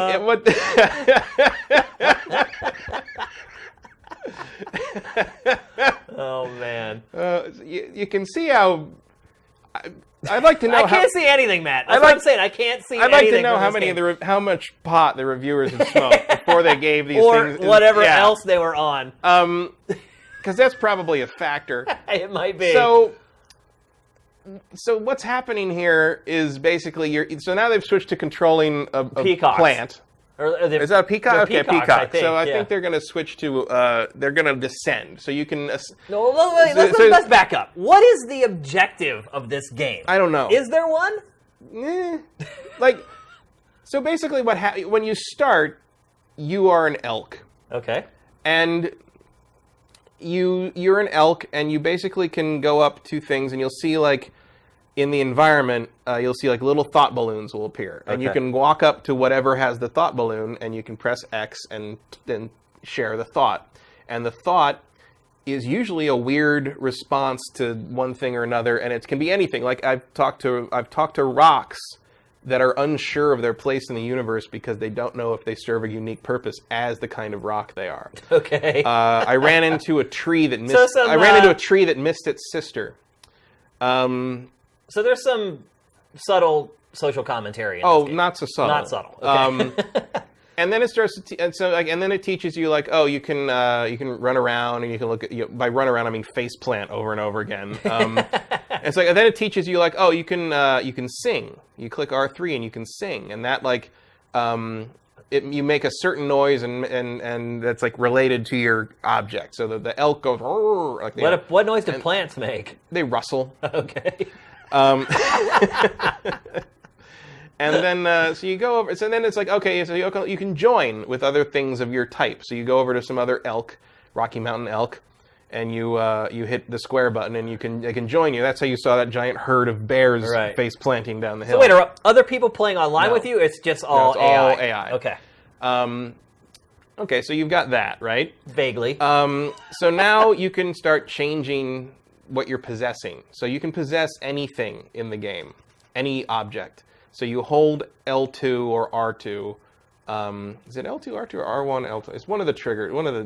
You hold it, and you get that little circle like that right there, that little circle thing, and then you put it over something else that has a circle on it, and you switch to that thing. And then you can move around with it or sing with it to like you kind of. I think it's called like you get in tune with it, and then it will tell you like, now you're a oak leaf. Or now you're a sharp pebble. Wait, you just lost me. Because you switch to whatever it is. So right now that the player is controlling a tree, controlling a pine tree. See? So you can literally inhabit anything in this game. Yes, and so what you just saw there was as you can jump to things that are bigger or smaller than you, and eventually if you hit a certain size limit, either smaller or bigger, you'll get a little arrow, a little triangle. And that's an ascend if it's pointing up. If you ascend to a larger size, descend, or pointing down, you descend to a smaller size. And then once you're down to that smaller size, so you just saw he ascends out from being continents to now he can control planets. And then he's singing when it shakes like that, when it twitches, it's singing. The planet is singing. Have you heard the noise that the planet makes? Yeah, it just kind of goes warp, warp. And so now he's switched to the sun, and so now he is the sun. And okay, so I'm understanding the gameplay mechanic. Now he's switched out to a galaxy. He's moving around. He'll be a galaxy, and if you go further beyond a galaxy, you get into like. You go beyond that into the smallest things again, and then you can possess. Because it's basically saying like the galaxy is a molecule. So basically, you go too small, you get out to the galaxy again. If you go too big, you go back to the molecular stuff again. So at a molecular length, you can literally possess a Planck length, the smallest length of anything in reality. You can possess mathematical concepts, and then if you get what sound do they make? Or sometimes chimes. Sometimes I should know the sound that an equation makes. I mean, there's a lot of and so on all these levels, you can still find those thought balloons and talk to various things, and they will have thoughts about what they are. They store all those thoughts in a log that you get when you press the touchpad. Okay. And then on top of that, you can sometimes. So here we are at the Planck length. Here, this is the smallest version. This is like you're basically particles now. I believe these are particles of pollen that the player's controlling here, and bacteria and stuff. And so then if you go high enough, and the interesting thing is, it remembers all the stuff you do. So at one point I had my herd of elk running around, and I went smaller and smaller and smaller, And when I came back up, the herd of elk was still there. I was still in the exact same place. I was in the bacteria on the back of the elk. And I came back out, and I was still where I was. Wow. So the scope of it is pretty impressive. But and here you see he's gathering a group, and then you learn eventually to dance, and you can switch your gathering thing to be either stuff that is exactly like you or just things of the same type as you. You gather a whole bunch of them together here. You can dance, and as the little circle fills up at the top of the screen, and you hit the X button, you produce another version of the thing you are. So that's how you would kind of repopulate. You can populate and reproduce. What the point of that is, I don't know. So that's what that looks like. So now they're singing to each other there. Well, it's funny that their fur coats like shudder when they sing, but they couldn't work on a walking animation. Now he's getting... I don't know what's happening here. Yeah, what happened? They just all turned real small and rolled away. No, he got real big. Oh, he got big. Oh, yeah, because the buildings are must be an ability I don't have yet. And then periodically you'll see little like rainbow-colored things. If it's like a polyhedron, it teaches you a new ability. If it's just a circle, like a targeting... It looks like kind of like a bullseye.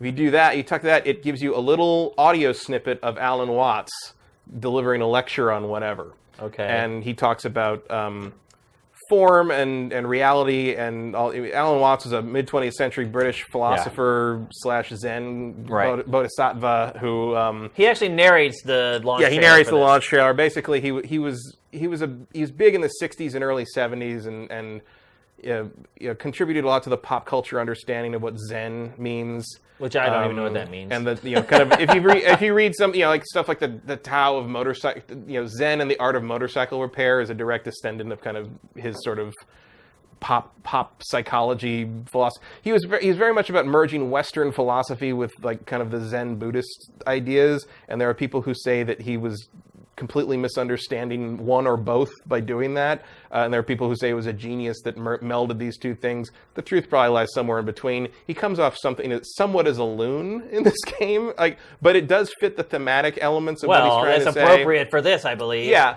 And it was actually what put me to sleep because the man has a very soothing voice. Let's admit it. So let's get back though. What is the objective? Is it just to have a time waster? Is that all it is? I mean, it's like it seems to be like a toy. It's more like an app than a game. Kind of. It's it's partly just fine. It keeps track of all the things you are. There's a percentage for each type of creature or object you can be. So there is sort of the goal of like collect technically or be all that you can be. There you go. That should be the tagline for the game. Yeah. the army of everything. And you can see here, there's man-made objects and stuff. Space shuttle. Space shuttle there. I'm certainly not far enough to have seen that, but Do you think you're gonna get far enough to see that? I mean, I'll probably play it some more, but like I don't really. And here you've just got this crazy stuff where you can put anything together where anything is, and like I know one of the reviews talked about how like he built like a motorcycle gang out of a bunch of trees and a banana that missed its mother, and like.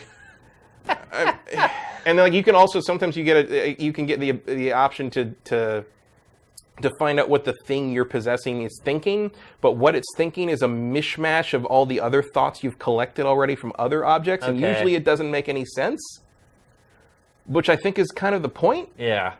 So, like I don't really, yeah, that's all I can really say about this game. So I don't really like when people are saying like, "Oh my God, this is amazing," and I cried, and I don't know what the hell you're talking about. People said they cried playing this. Oh yeah, I was in. People like a couple of reviews I read were like, "Oh, I was in tears by the end of it." I'm just like, wow. Okay, dude. Like, the world certainly is full of things. Yeah, that's what we learned that from Katamari Damacy already. You have a pretty good life if that's what's making you cry. Just saying. I mean, emotionally, I don't get the emotional connection on this thing, but I think it's kind of neat. Yeah. Well, what were the comparisons to Katamari Damacy? Just that, like, there's so many. It's just a world just full of things. Weird. Okay. You know, like from one ridiculous small level to the like in Katamari where you can start by rolling up like insects and and by the end you're rolling up galaxies. Right.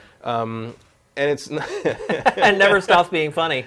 And it's and it doesn't have that kind of level of like gameplay really, but like there's something weirdly compelling about the fact that you can be anything and possess things, and you can roll around as a giant boulder and talk to fish and. But no, Katamari Damacy actually had gameplay and a goal and.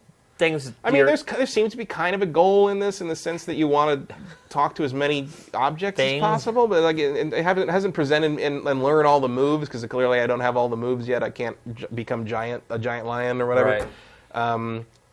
And it's fun to like wander around as a galaxy and bump into things and gather more galaxies and fly around and stuff. And it's interesting. I don't know if it's fun. How much is this game? $15. $15. Seems a little steep. It is a little steep. Yeah. Like I think $10 would have been better. Yeah. Would you recommend this to anybody for $15? If you're listening to this, I'm going to record that. If you're listening to this, and give it to Sam to put on the TriCaster so he can just play it randomly. If you're listening to this and you're watching this footage and you're kind of like, what? Like if you're interested by this, probably give it a shot. Yeah. Like, I think it should be $10 and not $15. It's just that extra $5. I'm like, I don't know if I'm getting the presentational value out of the 15. I just feel like there's too many good indie games for $15. Like legitimately good indie games that aren't weird experiments. I will say this: you don't have anything like this game in your library. I also feel like you could probably get just as much out of it by watching somebody else play it. Like this is one of those games where watching a Let's Play. I don't agree with that. Really? At all. Like part of the engagement of it for me is being able to pick what I become next, and seeing a thing and being like, oh, I wonder if I can be that. Oh, I can. But isn't it just as interesting to watch somebody else make that decision? Not to me. Really? Because I want to make the decisions. I guess, yeah. I want to decide to be the ladybug and not the beetle. Probably a good streaming game if you let people make the decisions for you then. Maybe, yeah. I mean, sure. So what you're saying is... I don't care about that. So what you're saying is wait till it drops to $10 before you even think about it? Like, I guess, if you're like a big fiend for these weird experimental, like, art project games, like, you're not going to find much more ambitious than this thing. Yeah. I mean, just the sheer number of... I mean, there's hundreds of things to be in this game. The downside is that, once you've been one tree, you've kind of been them all. Which is true of life, too, isn't it? When you think about it. At least the trees in this game can walk. Yeah. So there's a little like, okay, well, I've gathered up this entire forest of pine trees, and now we're marching to the sea. So look out, Macbeth. I don't know what. Like that's all. Like it's like it certainly lets you do things you've never done before. And have probably never wanted to do before. Yeah. But maybe you did and you never knew it. There you go. Perfect way to cap it off. But if you hit, certainly if you're into that kind of thing, it's probably worth playing just because there's nothing else like it right now. If it's just sort of like, if you're sort of mildly curious about it, I'd say wait for like a sale and look, this thing's probably going to be a PlayStation Plus game at some point. Yeah, you're right. Like it seems like a no-brainer. I also think that it's one of those ideal humble bundle candidates. Yeah. You're like, oh, I got 16 games for $20. Toss it in there. I'll give it a go for a while. I bet that's true as well. Yeah. I mean, maybe we'll, because of something like that, I'll probably end up with a couple extra keys for it, and when we do our end of the year stream for whoever loses the game draft, which is probably you. Yeah, it sure looks that way. We'll give out some everything codes or something maybe, but I'm not sorry I bought it, but I can in good conscience say throw $15 at that, right. Face planting bears left and right. Let's go. Well, look, there is some comedic value to it. Oh, it's entertaining. We laughed at it the whole time. It's entertaining and weird in a unique way.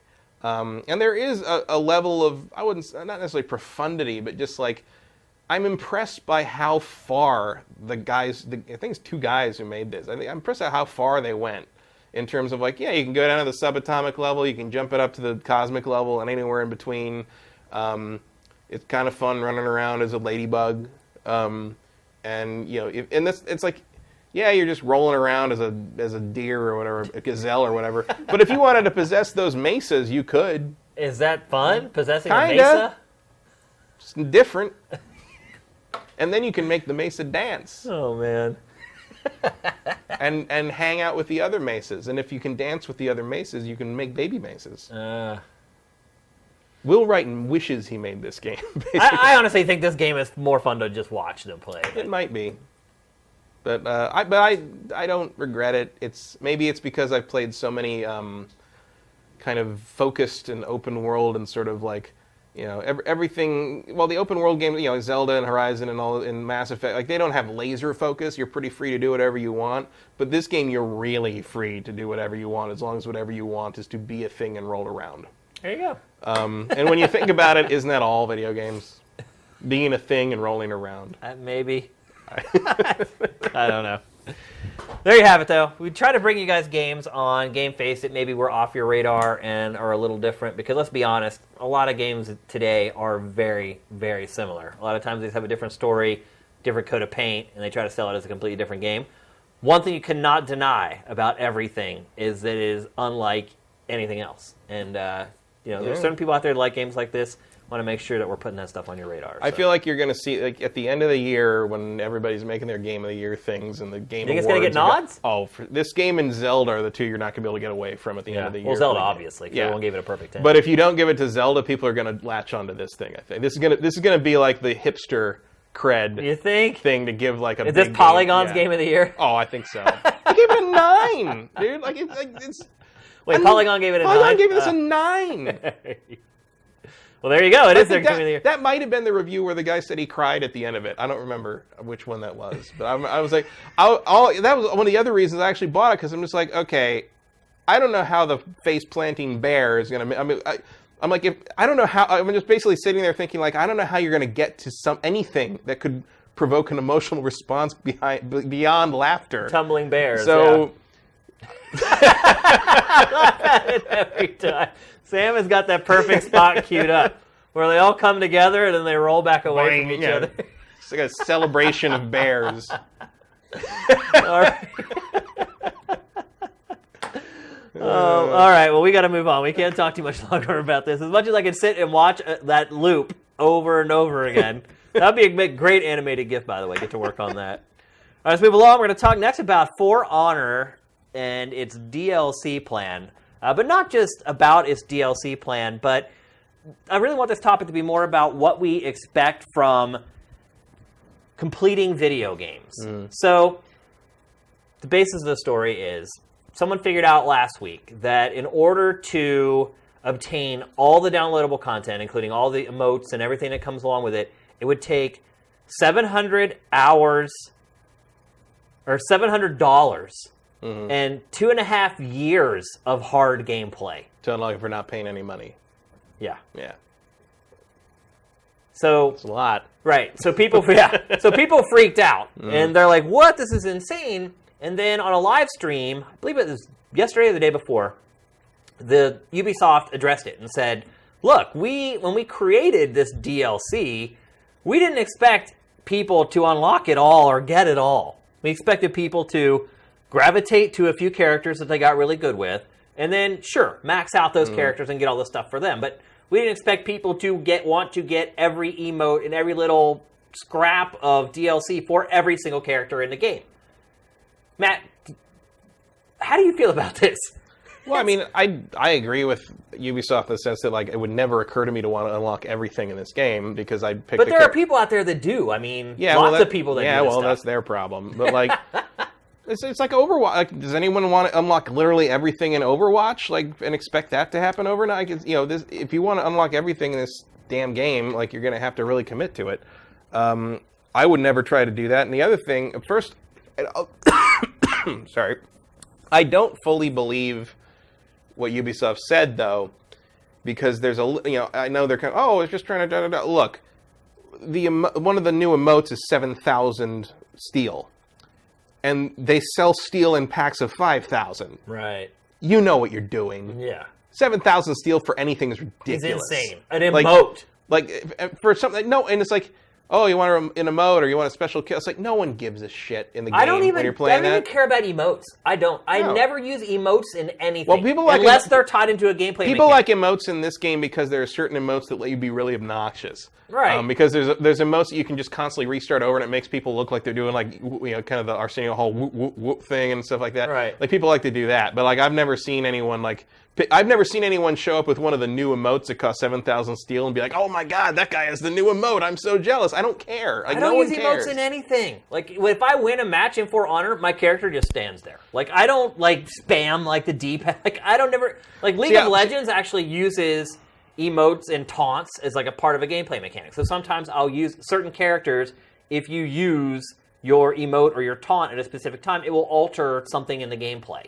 But if the game doesn't have a gameplay tie-in to the emotes, I don't even care. Well, see, people do use the emotes in For Honor to communicate to some. Right. I guess some of them, yeah. And that's kind of they don't have a headset. Like when you go straight against one-on-one against somebody in a multiplayer mode. A lot of times when you first lock on each other, it's kind of expected that you each do kind of an emote to sort of like do. And a couple times I've started against a guy on like a bridge or whatever, and the bridge is sort of. The bridges or whatever that are kind of like notorious for being where people can knock each other off, and a lot of people don't like that. So you'll see like sometimes somebody will be like, will do that and kind of do the point thing the other way, which is supposed to be an indicator like, hey, let's move away from the bridge, and you like bow and go over there, and everybody can, okay, you ready, let's go.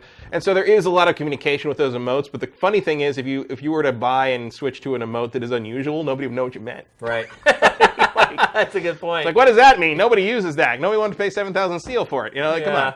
You're talking another language now, and that's maybe realistic, but not very fun. Do you think that you should have a realistic expectation, though, that you should be able to access all the content in a video game in a reasonable amount of time just through playing the game? That's really the question that we're asking. I think if you paid $60 for it, yeah. Right. And that's not what's happening here. No. Like 2.5 years of hard play, like playing all day, every day to unlock everything. For an example, 700 hours, that's how much time I played. No, $700. You have to pay $700. Well, it says 700 hours. Yeah. I messed it up. It's $700 if you paid for it all in real money. I think that's pretty close to how many hours it would take, too. Like, if you're talking about a couple hours a night for 2.5 years. But, like, that's a lot. Like, that's about how much time I've spent playing Mass Effect total. All the Mass Effects in multiple playthroughs. And I can't see myself playing For Honor that much. It seems the main thing about it's not hours though; it's $700. But I saw that like estimate, and it's like pretty close to the same thing. It's because I remember looking at that, and I'm like, yeah, I'm not going to play that game that much. Not just within 2.5 years, but they were calculating off a certain number of hours per day. Got you. And it's like I guess it's the assumption is there is to keep you playing or keep you invested, but like it's all cosmetic shit for the most part. Yeah. And I don't. It doesn't really give you an advantage in the game. I don't care about any of that. And the other thing that I really find annoying in terms of the length of time it takes to unlock the stuff in For Honor specifically is I think the outfits in that game are really boring. I don't think if I saw someone in like a legendary, there's they like all look the same. Yeah, if you saw someone in like there's 4 legendary outfits you can spend a ton of time unlocking, and if I saw someone in the game, I would never know. Because they all look. It's not like an Overwatch or some game, or a game that uses skins that like really change the character, or League of Legends, where you can see these characters clearly have a different visual look. It's just like, oh, like the thing on the helmet is an eagle now. It's not. And like if they want to make this all about that kind of grind and about that amount of length of time to earn these things, they should make what you get real noticeable and flashy and cool. Like. Yeah, and meanwhile, like the most compelling thing to unlock for me when I was playing the game originally was like, oh, I have to get to a certain level until I can open the color scheme I want to use. And like that's not really a particularly enticing carrot on that stick. Nope. I don't know where I fall on this, to be honest with you. I mean, they can do what they want, but it's like you're not. It's like very few people are going to play the game that long. And they've already paid $60 for it, so why don't you throw these people a bone? I think maybe that's where I draw the line is whatever comes on the disc or with that initial purchase, yes, I should be able to attain all that content in a reasonable amount of time. And by reasonable, I mean playing the game hardcore for like a month. Mm-hmm. I should be able to get to most of the content by then. Stuff that comes later is DLC. That's where it starts to get a little bit of a gray area. Well, isn't this talking about, like, it's not talking about DLC. It's talking about just the characters that come with the game and unlocking all their outfits and emotes and all that stuff. And they're adding more now, so it's going to take even longer. Right. But, like... Right, and they're all falling on the wrong side of this, is what I'm saying. Yeah. And, like, the amount... You can see they're trying to manipulate how much steel you can buy in the packs because... They're pricing these things out of the range. Well, yeah, they put it 2,000 over, so you have to, because you can't just buy the 2,000 steel. You have to buy the extra 5,000 pack, so you end up with 10,000 to buy something for 7,000. Right, And it's crazy how much money. Think about this, Matt. Well, how on much top of money that, they're getting for ones and zeros. Yeah, well, on top of that, they also want you to pieces of code. Well, Star Citizen taught them well. Yeah. But they also are doing the thing where, like, if you want to really progress effectively, you probably need to get that, that thing where you buy for 30 days the VIP status or whatever that boosts the XP and all that stuff. So, like, and that, even if you bought like the $100 version of the game, that runs out after a certain number of days. You have to keep buying it over and over again. It's like it's mobile game pricing strategy from a game you already paid $60 for, or more if you bought one of the deluxe versions. Right. And the other thing that came out this week is that the online community for this game has just fallen through the floor. Yeah. And you got to wonder if maybe that's part of it. That's one thing I will say. I talked earlier. Well, you don't about unlock anything the big of segment of value. gamers that I don't like. One thing I do like about sort of the greater group of gamers and us as a whole is that there are times where we do stand together and we do say, "Hey, that's not right," and you can get changes made with video game publishers. If enough people stand up and say, "Hey, this is wrong. What you're doing is wrong," publishers are pretty open to like changing their policies because they don't want what happened with this game, where everybody just bails on it. Because this game is built to become an esport and to last for 2 years until For Honor 2 comes out. It's a Destiny financial model, essentially, where they want you constantly buying new junk, in all honesty, to keep the revenue coming in from the game. They give you the trickle of content for free in a lot of cases with these models, and then they charge you for the cosmetics, and they know once they got you hooked, you're going to keep buying them. And it doesn't seem like... I mean, Ubisoft has kind of dug in its heels on this. I mean, in their live stream yesterday, they addressed it, and they said, we just didn't think people would want everything. And it's like, what? Really? Like... Well, I wouldn't have thought people would want everything, because everything's pretty boring. You're right. Yeah. Like, I could see it if the legendary stuff was really crazy and amazing. If like the samurai, those giant flags coming out there, if they basically, maybe go a little more Dynasty Warriors-y with some of this stuff, give it some flash. But like, it's not. This game was doomed from the beginning because of its setting. It's set in this medieval, like, archaic times. Like, other world where everybody got zapped to some other planet or something. Right, that's what I'm saying. Like the setup has limited them in what they can do with cosmetics, essentially. Mm-hmm. But I don't think it matters. Like, I think it's just going to be a matter of, like, the community sort of forcing Ubisoft to sort of admit that, like, you're already in, like, crazy weird terrain with this game. Like, you're already making it up. It's these guys didn't fight each other, and if they did, it probably wouldn't be an equal contest, let's put it that way. A slashing katana is not going to do well against plate armor. Right. And the Vikings are probably, going to be very scary, but maybe wouldn't do too well against. You realize you're talking about realism regarding a game that's completely out of its mind. But they're trying to present it in a realistic manner and with all these believable combat techniques and shit. But it's like, at a certain point, like, if you want to make it fun, like, you gotta go a little nuts. You gotta let them have, like, let the samurai use lightsabers, or let like, if you want people to pay attention and come back and give it another try. Are people really going to say that's unrealistic after playing this game? Right. I mean, it doesn't. Who cares? I really don't. Like, there were people that will, though. Some, but it's like, it's not. I feel like you need something to work towards, and even if you make it, moderately historically accurate, you got to give the costume, at the very least, something that somebody played like 2 weeks to get. Like, you got to make it a little flashier. You got to make it something that somebody's going to notice. I think what's crazy is that we've been dealing with DLC. How long now has it been?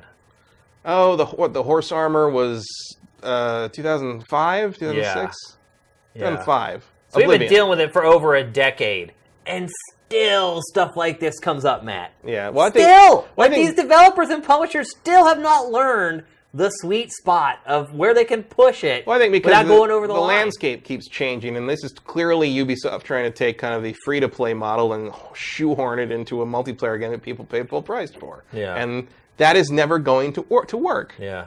But Ubisoft should have learned this lesson. But also, like, they should have sold it for $30. They should have, but like, at the same time, Ubisoft is not a particularly pro-consumer company in some ways, particularly DLC ways. Yeah. And I think the landscape on that is also changing in terms of something like Overwatch, where you're playing the loot crate game more than you're unlocking, and you're not unlocking anything. You're unlocking things very slowly. You can buy loot crates with in-game money if you want. You're getting the loot crates from leveling up over and over again, or buying them in the special events.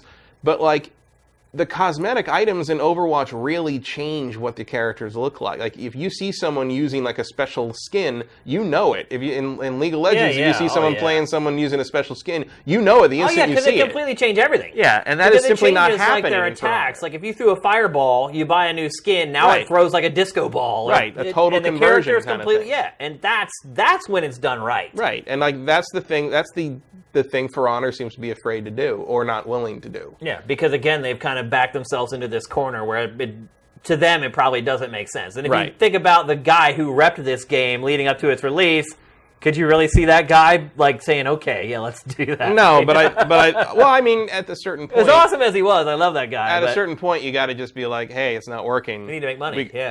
We got to do something to get people's attention. Got to pivot, essentially. Yeah, and will they? I don't know. They'd be smart. I mean, they might. Again, you're already kind of making this game as the setting is not tremendously mainstream appeal, and the gameplay. I feel like a lot of people are going to bounce right off it because it's hard. Especially when you go online and everybody knows what they're doing. After the first few days, like I had some fights on that were freaking amazing. They went on, and it was like I don't know how to. Just constantly trying to outthink this guy or girl, whoever I was playing against, and like. It's a good feeling. For me, it's a good feeling. Like you'd finish a match against people, and like then like you'd run out to find each other again. Especially the 1-on-1 or 2v2 stuff, they run back to find each other again. And like after I'd beat a guy, the guy would like bow at me, and he's like, "Good work." Oh, it's intense. There was a good sportsmanship even happening in this game because you had to get in each other's heads so much. But maybe it's because the name of the game is For Honor, right? But I can see that being something that not necessarily everybody is going to take to immediately because there is a learning curve on it. Yeah, and learning curves, tend to be an impediment. Well, some people like them, some people don't. Right. And I really liked what this game was trying to do. I admit I didn't last too long on it, in part because it felt like a giant grind. Yeah. And I was having fun in a match-to-match basis, but at the end of every match, I would just sit there and be like, God, I'm never going to get there. You know? And when I do get there... That's why people were so pissed off about this. And when I do get there, I'm not going to care. Yeah. Because it's like... What's the prize? Because I'm happy. I'm fine if... You get something that no one else is going to notice. Right. Yeah. I'm fine if I only can max out maybe 1 or 2 characters because I'm only playing 1 or 2 characters. But like... when I get that ultimate armor set for him, no one's going to notice because it looks just like his normal armor set. I mean, one thing I will say in Ubisoft's defense is that you actually can earn everything by playing the game. Yeah. No matter how much you play League of Legends, you're never going to get a skin for your character. Right. You always have to pay cash for it, period. It doesn't matter how many points you accrue, how many matches you've played, won or lost. Yeah, but League of Legends is free. So. It is free from the beginning. But, if you get hooked on it, you'll literally get thousands of hours out of it for free. Yeah. But, so that is one thing I will say is the caveat to this discussion is that at least you can earn everything through playing the game, because it's not the case in everything. So right. Or like Marvel Heroes, you can earn everything. I think Marvel Heroes is also free. Yeah. But you can unlock everything if you play long enough. Wow. That's always a dicey equation to get right, man. It's really hard. That's the secret sauce of free-to-play games, really. Yep. And once you have that algorithm, hold on to it. Yeah, I don't think For Honor has found it or probably will find it. By the time it's sent out to pasture. Yeah. Which may be sooner rather than later, and sooner than Ubisoft thought, based upon the player counts. I'm curious if people will come back to it, or if like there will be a little resurgence when the price drops or something later in the summer. Because look, even as someone who enjoyed For Honor very much, it was not gonna hold my attention as soon as Horizon and Zelda came out. I mean, it's up against some 800-pound gorillas here, and I was not going to go back to it anytime soon. And even now, you transition to NieR and then to Mass Effect, and then we got Persona coming up. So it's like, when am I going to play For Honor again? I don't know, June? I'll be perfectly honest with you, I am completely overwhelmed right now with games. We're going to crazy quarter. It's just nuts, dude. And it's not just that there's so many games or there's so many good games. They're all huge. Like, I have just burned. Like, I burned a whole work week playing Zelda. I've now burned a whole other work week playing Mass Effect. I've got Horizon sitting on my hard drive. Horizon. I haven't even really started yet. I just got a review code for Persona 5. Like, it's overwhelming. I feel completely overwhelmed right now. There's just too many games coming out. It's like you have Persona 5 and you're here? Yeah, I know. Yeah, I just got it yesterday, finally. Everyone else, we got it late for whatever reason. Everyone else has had it for like a week or whatever. So, but anyway, let's move on. Next, we're going to talk about another rumor that popped up this week. It actually wasn't a rumor. Game Freak, the development studio behind the Pokemon games, put out an ad looking for a developer who will work on a console video game based upon a worldwide franchise. Now, what franchise could that be, Matt? Oh, you know. That Game Freak makes. Finally, Pikmin returns. Pocket card, in RPG form. Pocket card jockey for console. Yeah. I mean, Game Freak just simply doesn't make anything really other than Pokemon. Right. Well, they are owned by the Pokemon company. Right, yeah. So basically, there's a Switch Pokemon coming, is what's happening. Good. Some people, well, a lot of people were saying, because there were rumors swirling before the Switch launch, a lot of people thought we were going to see that game when they unveiled the Switch for the first time. Didn't happen. A lot of people thought at the very least it would be year one of Switch. Both of those not happening. Unless there's a surprise at E3. We don't know. But if they're just staffing up for the game now... Well, yeah, that doesn't preclude the Pokemon Stars thing. You mean like the portable Pokemon just being... Yeah, like Sun and Moon getting like a platinum right. or diamond equivalent that is Stars. No, I'm talking about like... You're talking about legit... But what this would be, they're staffing up for an actual console Pokemon game. Right. And is this the last one, Gale of Darkness for the GameCube? Maybe. I honestly don't pay attention to the console. That's what you're seeing right now, by the way. It's a Pokemon Gale of Darkness, or XD Gale of Darkness for GameCube. I cannot remember a full console game other than like the Stadium stuff, which doesn't really count. Yeah, I mean, Pokken Tournament, like that's a fighting game. It doesn't. It's also crazy to watch this like cinema. It's so bad. Like. Things have come a long frickin' way. So, anyway. Although I still think Rogue Leader looks pretty damn good. It does, yeah. Depends on the game. GameCube was a worthy piece of hardware. Yeah. Oh, yeah, for sure. They obviously weren't. And this is what we want to talk about. This is the type of crap we got from Pokemon console games so far. I mean, just like bottom of the barrel, Nintendo's like D-list team working on the game, and consequently, they sold okay. I think Gale of Darkness sold a couple million, which is good for GameCube, because it only had like a 20 million install base or whatever. But, what do you want to see in Switch Pokemon, Matt? All the Pokemon. All of them? Yeah. Make it all 800 or whatever. Yeah, make it the real next Pokemon game. Oh, you mean make it like the canon the next Pokemon game? Really? Like, don't do some spin-off bullshit. Like, this would be the next the next Pokemon game after Sun and Moon and Stars. I think that's a great idea. Go for it. I love that. But I just wonder, though, if all the Pokemon is a good idea.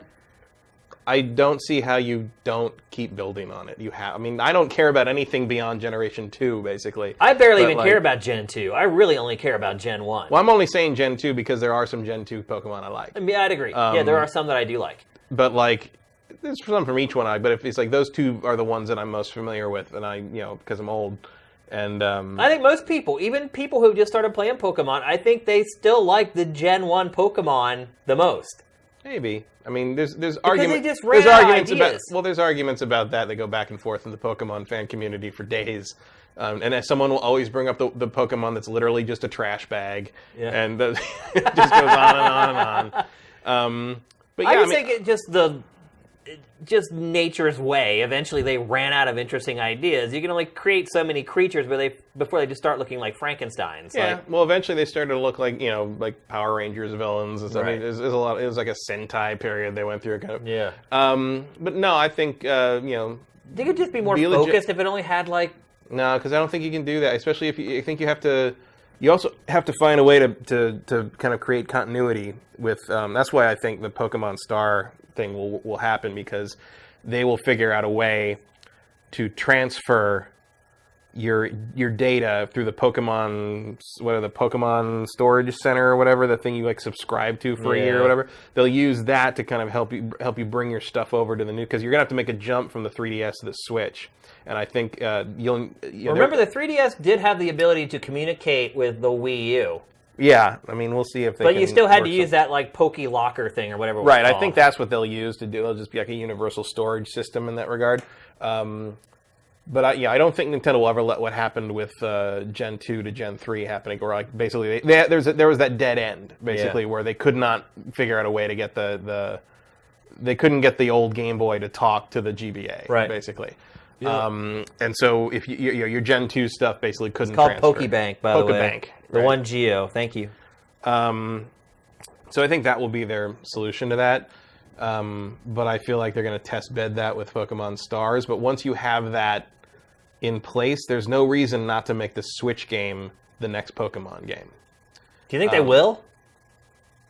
Probably not. They've never done that. But I think they should. I agree. The fact if they had not kind of done, they seem to be kind of backpedaling on committing fully their entire development schedule to the Switch, right? Because they seem to be still holding the 3DS. Well, they're watching all that Sun and Moon money roll in. But they're holding the 3DS in their back pocket, because if they need to fall back on something with a decent install base, that's their plan. They can make money off of it. If they had not done that, if they'd gone for broke the way they seemed to originally be indicating, I would totally believe that the next Pokemon on the Switch was going to be the next full installment of Pokemon.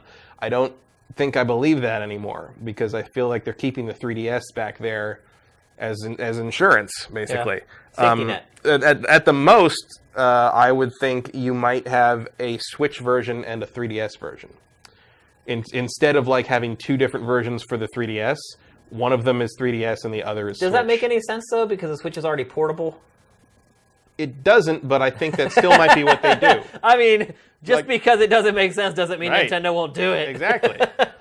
So, because I feel like there's still going to be that impetus to not leave the 3DS user base in the cold. Yeah. So my bet, with zero, reality behind it right now, would be that you would get the next full-fledged edition, instead of like Sun and Moon both being for 3DS. One of them would be for 3DS and one of them would be for the Switch. And they'd be able to talk to each other somehow. Anything that you want to change about the game itself? I'd love to see them kind of go full Xenoblade with it. Like a full open like a full-on open world RPG. I would too, but the other thing I would say about that... But I feel like that might change it too much. I wouldn't be so worried about the changes, really. Because, I mean, if you think about it, even Sun and Moon is kind of like an open world game. Sure, it has to load in like the levels because it's the 3DS. But it still is this open world that you can explore and go anywhere you want at any time you want to. It's kind of already there. I would like it to turn into one of Nintendo's pillars, like one of its 3D pillars, just like Mario and Zelda and Metroid.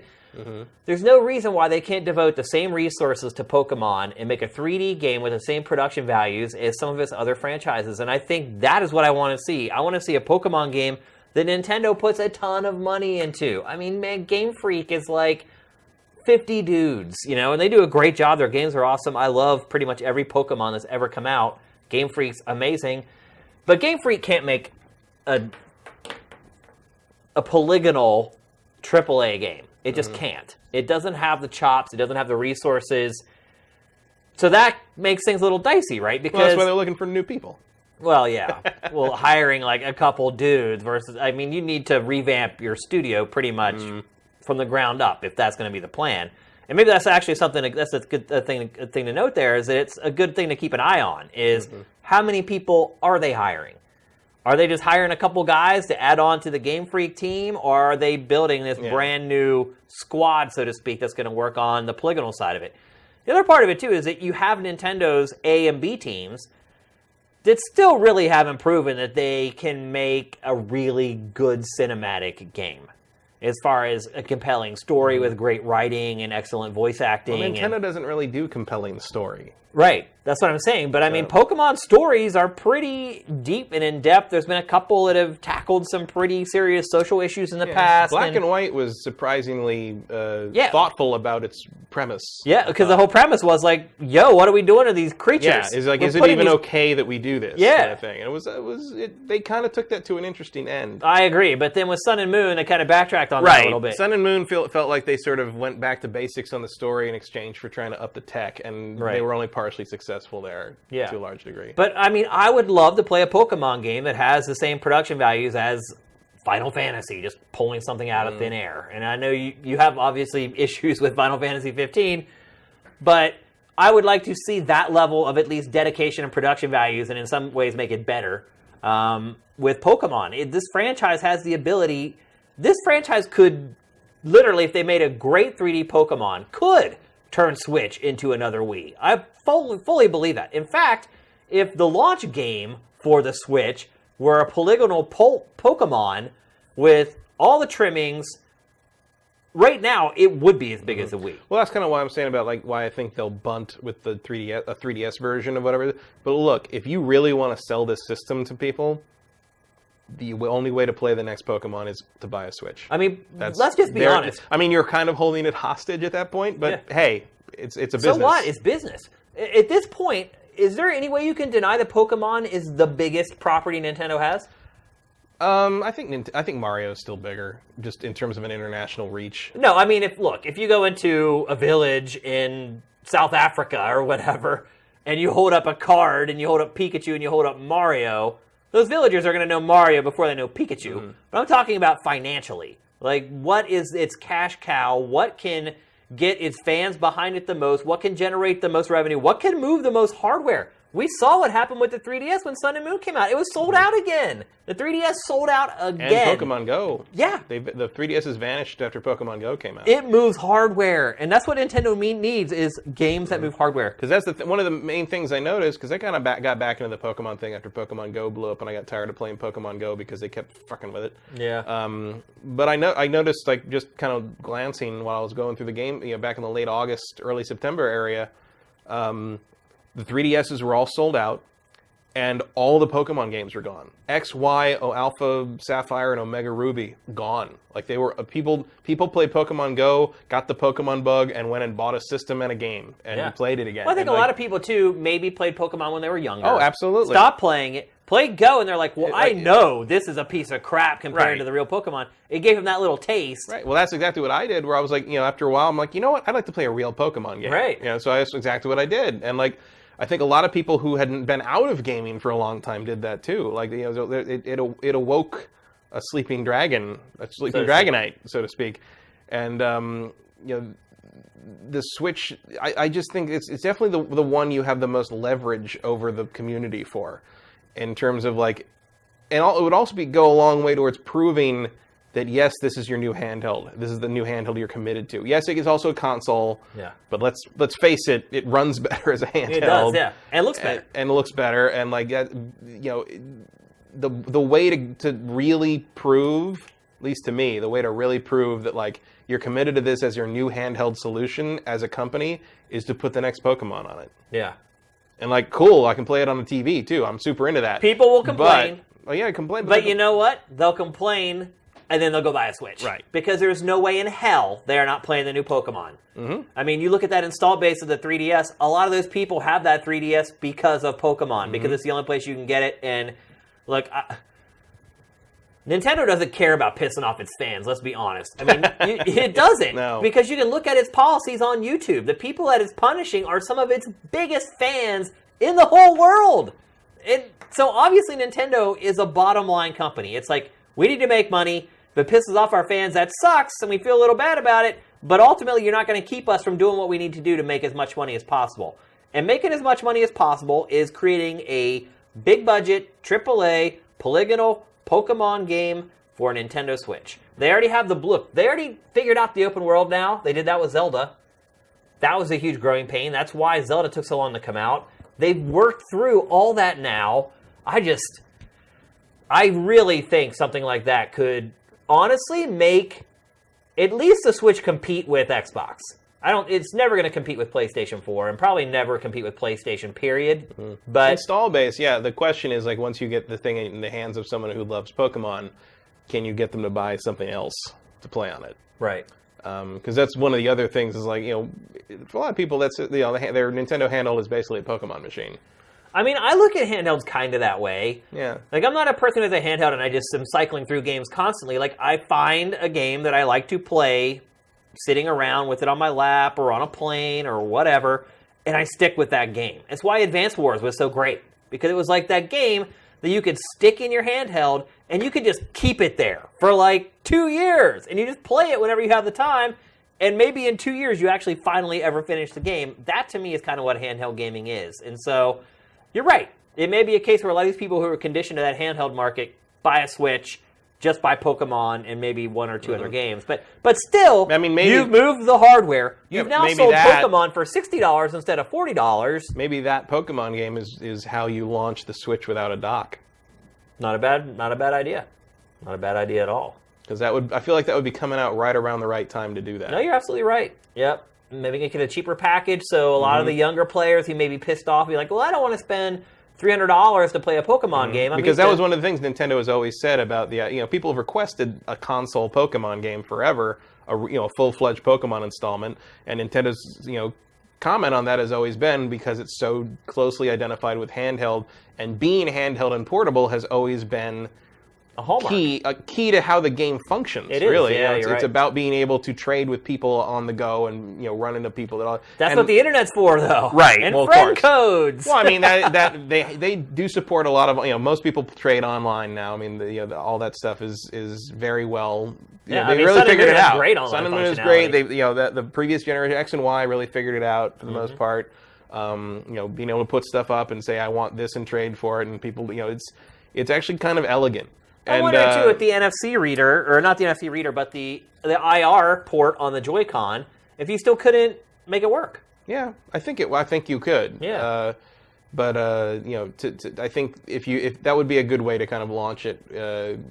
Take out the dock to mitigate the cost of including the game. Yeah. And the Joy-Cons can be special colors for whichever version you're buying and stuff. Yeah, I'm you're right. already doing their work for them. Look at that. You're right, though. Think about that. If you create a gold and silver version, you get the gold version, the Joy-Cons are gold. You get the silver version, the Joy-Cons are silver. Ooh, look out, dude. Yep. Look out. I mean, I honestly can't think of too many games that Nintendo could announce for Switch that would make me more excited. Mm-hmm. I would be over the moon if they announced this game that we've been talking about. Really, the only thing... It just makes too much sense, Matt. Really, the only thing that would probably outrank that for me would be a... Metroid, maybe? A Metroid that isn't stupid.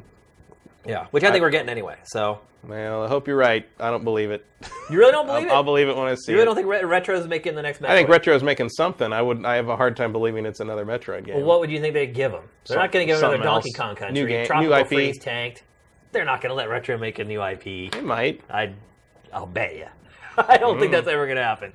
But we'll see. But anyway, wishful thinking. I think it's fun sometimes. It's even more fun when it all comes true. Well, it sounds like it's maybe a little more than that. Yeah. If that's what they're hiring. Well, if we didn't have a basis to discuss this, we wouldn't discuss it at all. Well, the question becomes, like, is it going to be a real Pokemon game, or is it going to be another spin-off? Or something where Sun and Moon connects into another stadium, basically. Which I would not be shocked at all if it is another Pokemon stadium. Where you just fight. But if they really want to commit to this system and move it forward, you put the next real Pokemon game on it. Put the money into it. It's your cash cow. Go for it. You gotta let go of the edge and swim, Nintendo. I think they're too conservative for that, but we shall see. All right, let's move on to our last topic of GameFace episode 80. It is time to talk about Mass Effect Andromeda. We've actually talked about it 2 weeks in a row now. Mm-hmm. But we haven't delivered the final verdict. Last week we talked about it. We barely started the campaign with just giving initial impressions. Full disclosure, I have not finished the game. I have played 50 or 60 hours of the game. Unless there's a crazy twist, which happens sometimes in games, I'm at the end of the game. I am on my way to fight the bad guy who has been the bad guy the entire time. Mm-hmm. So unless another bad guy shows up, I'm about to finish the game. First, let's talk about the reviews, because we haven't done a show since all the reviews came out for this. Wow. Yeah. Wow. Holy cow. The game has been getting... A lot of people suddenly learned how to use the whole 10-point scale, suddenly. Yeah, they sure did. So, I think the meta is at like 7.5 or something like that. There's your first pick, huh? Yeah, that's insane. I mean, I would never have thought it would get those reviews, but I called that. I think I said something like, you think? I thought this might get 8s, just because I didn't think it was going to live up to its predecessors. I did not expect 6s. Yeah. I mean... Having played it, I still don't know where that score is coming from. Well, like, I mean, I really have no I'm not as far as idea. you. I'm like 20 hours in, and I'm like, I think my percentage completion is like 22% or something. Yeah. I'm like just past the second major planet, which actually I guess you pick between 2 planets, right. And so I'm probably, I picked the ice one because that was a lot of freaking fun. Why did you pick the ice world? It's always the worst world in every game. I didn't know it was the ice world. I just got there and it was snowing. Right. So I mean, it's like, here's the thing. I like it. I don't love it.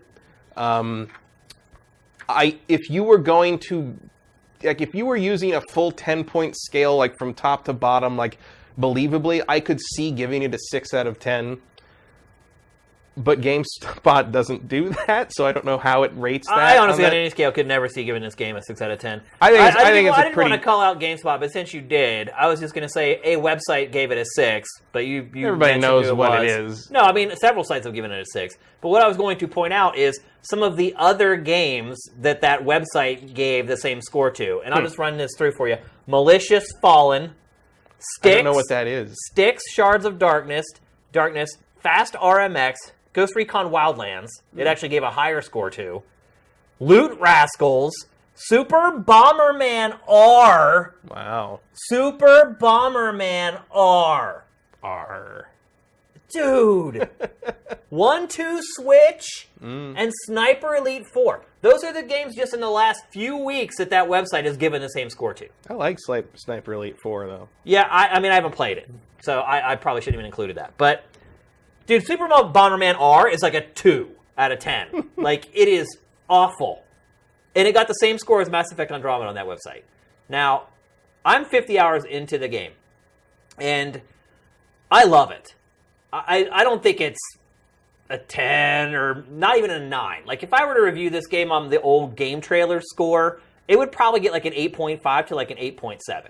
And if I was going to rate this like X-Play style, I would give it a 4. Yeah, the 5-point scale is easy. It's the easiest scoring system ever. Like I said, I think 2 weeks ago, I can play a game for an hour and tell you what it's going to get on a 5-point scale. But on the old game trailer scale, 100-point scale, I would have given it an 8.5 or an 8.7. The game, here's the thing. I think what happened is that the well was poisoned by the early access stuff. I think when journalists saw the outrage over the facial animations, and rightfully so, the facial animation is terrible. Not the whole face. The eyes. Yeah, but unfortunately... If they fix the eye shaders, like, they're 50% home already. But unfortunately, the eyes, as they say, are the window to the soul. Right. So they're incredibly important. Well, and so I totally get that criticism. I don't know if I've been in a conversation in this game where the eye lines were correct. No one is ever looking at each other. Well, no, their eyes, they just jut all over the place. Yeah. They don't look at anything. Also, their eyes are flat white. Yeah. It's very weird. The eyes are terrible. I agree 1,000,000%. 8 days a week, 1,000,000 days a year. They're terrible.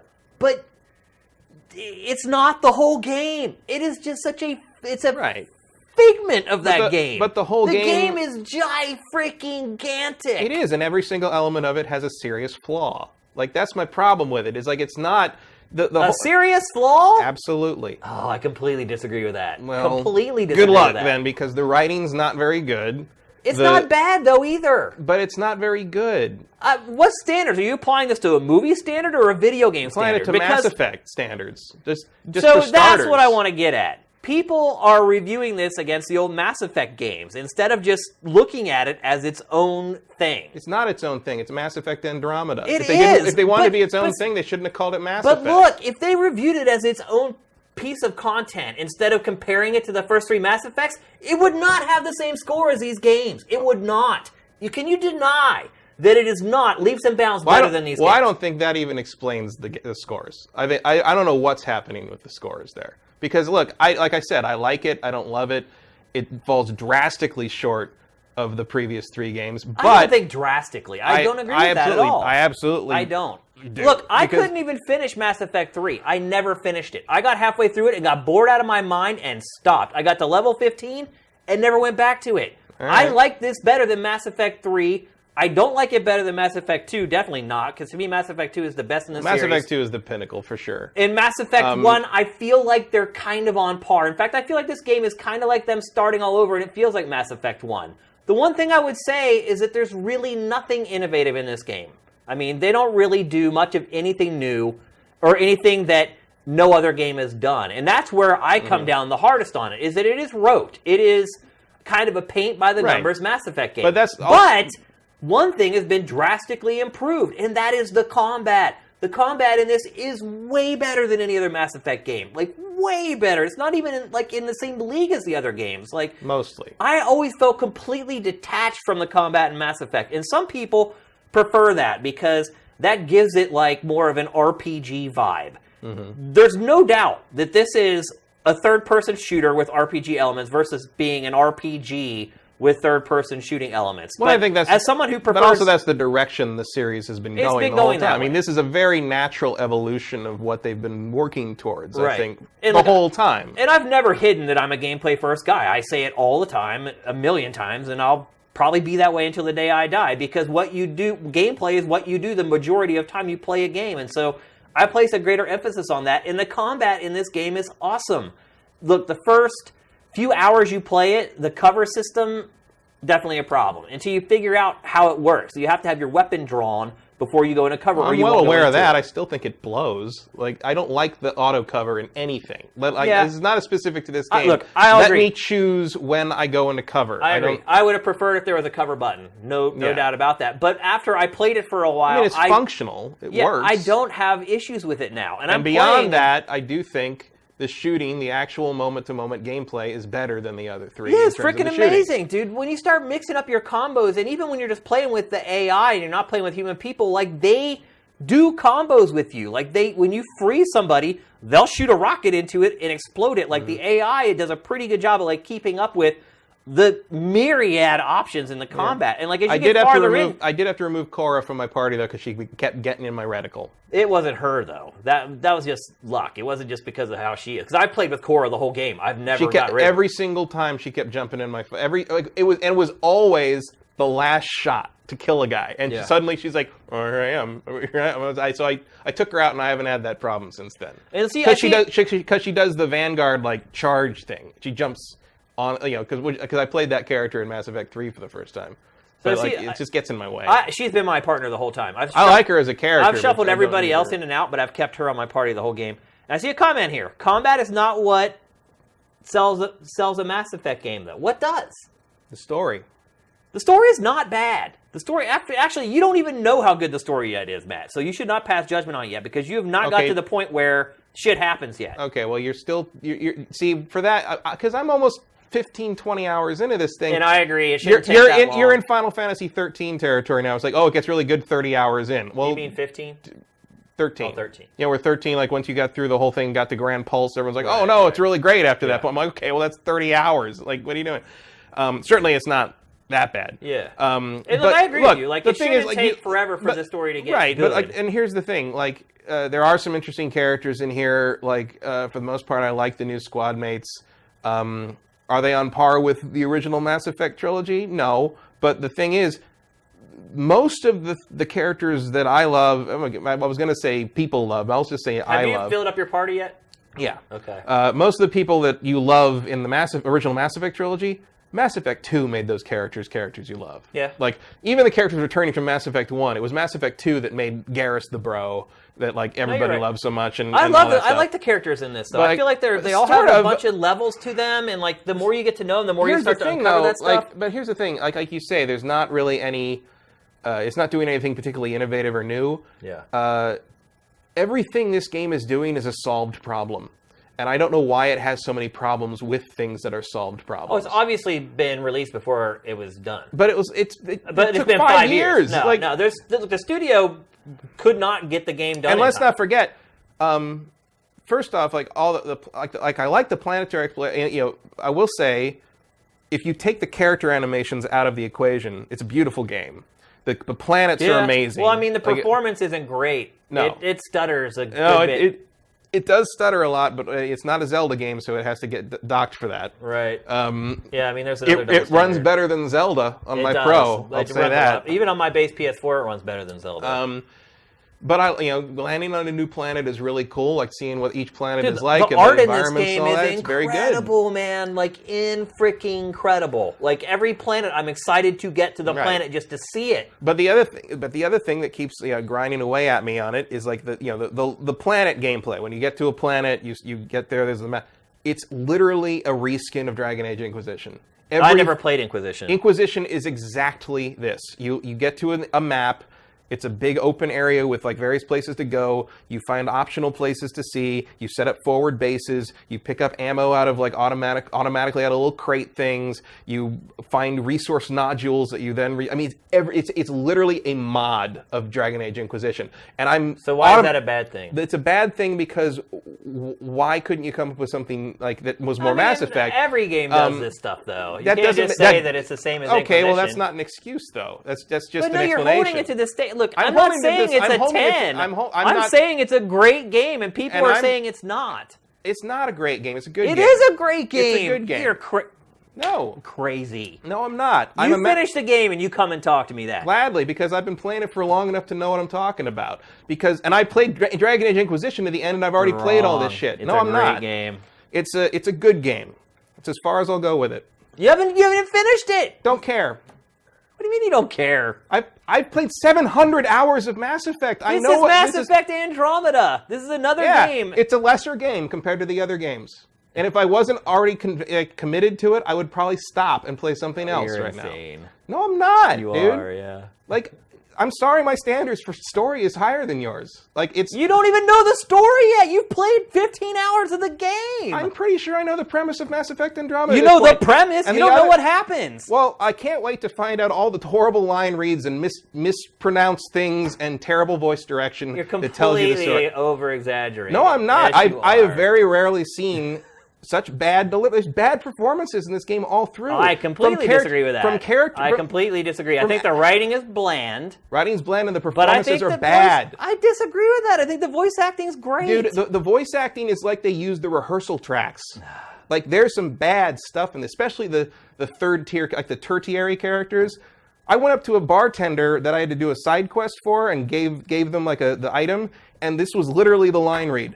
Oh, I can't believe you found this. Where did you get this? Oh, I'm not going to ask. Great, thanks. Like, it was just, like, it wasn't even any punctuation in the fucking line read. How does that get through? Well, when you have 4 million hours of scripts to go through. Oh, poor babies. Well, here's my fucking answer to that, and it's 3 words. The Witcher 3. No. There are bad line reads all through that game, Matt. Not to the degree of this thing. Not remotely. Matt, you're being insane right now. No, I'm not. No, I'm not. I'm holding it to the standard of the previous You're trying to talk to me about games. A game you've hardly played, you've barely scratched the surface of, and you're trying to tell me I'm wrong. I don't need to play the rest of the game to know that I've seen terrible performances through this whole thing.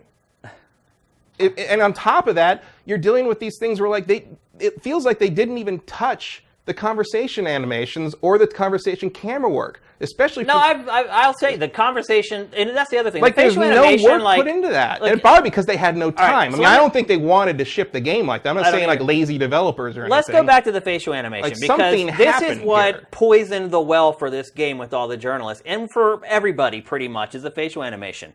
And yeah, it's awful. Like I've said before, it's terrible. But I don't even care about it anymore. I don't even look at really the characters anymore. It doesn't matter. It's like, think about like isometric action RPGs like Torment and games like that, where literally it's just a dude standing there while text scrolls. Everyone's like, what an amazing story. There's not even hardly any voice acting in some of these games.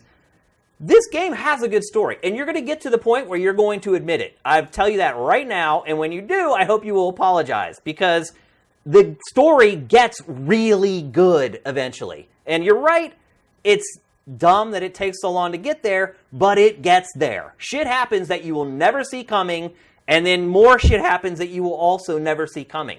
And so people... Unfortunately, if it takes that long to get there, a lot of people will literally never see it, because they'll give up.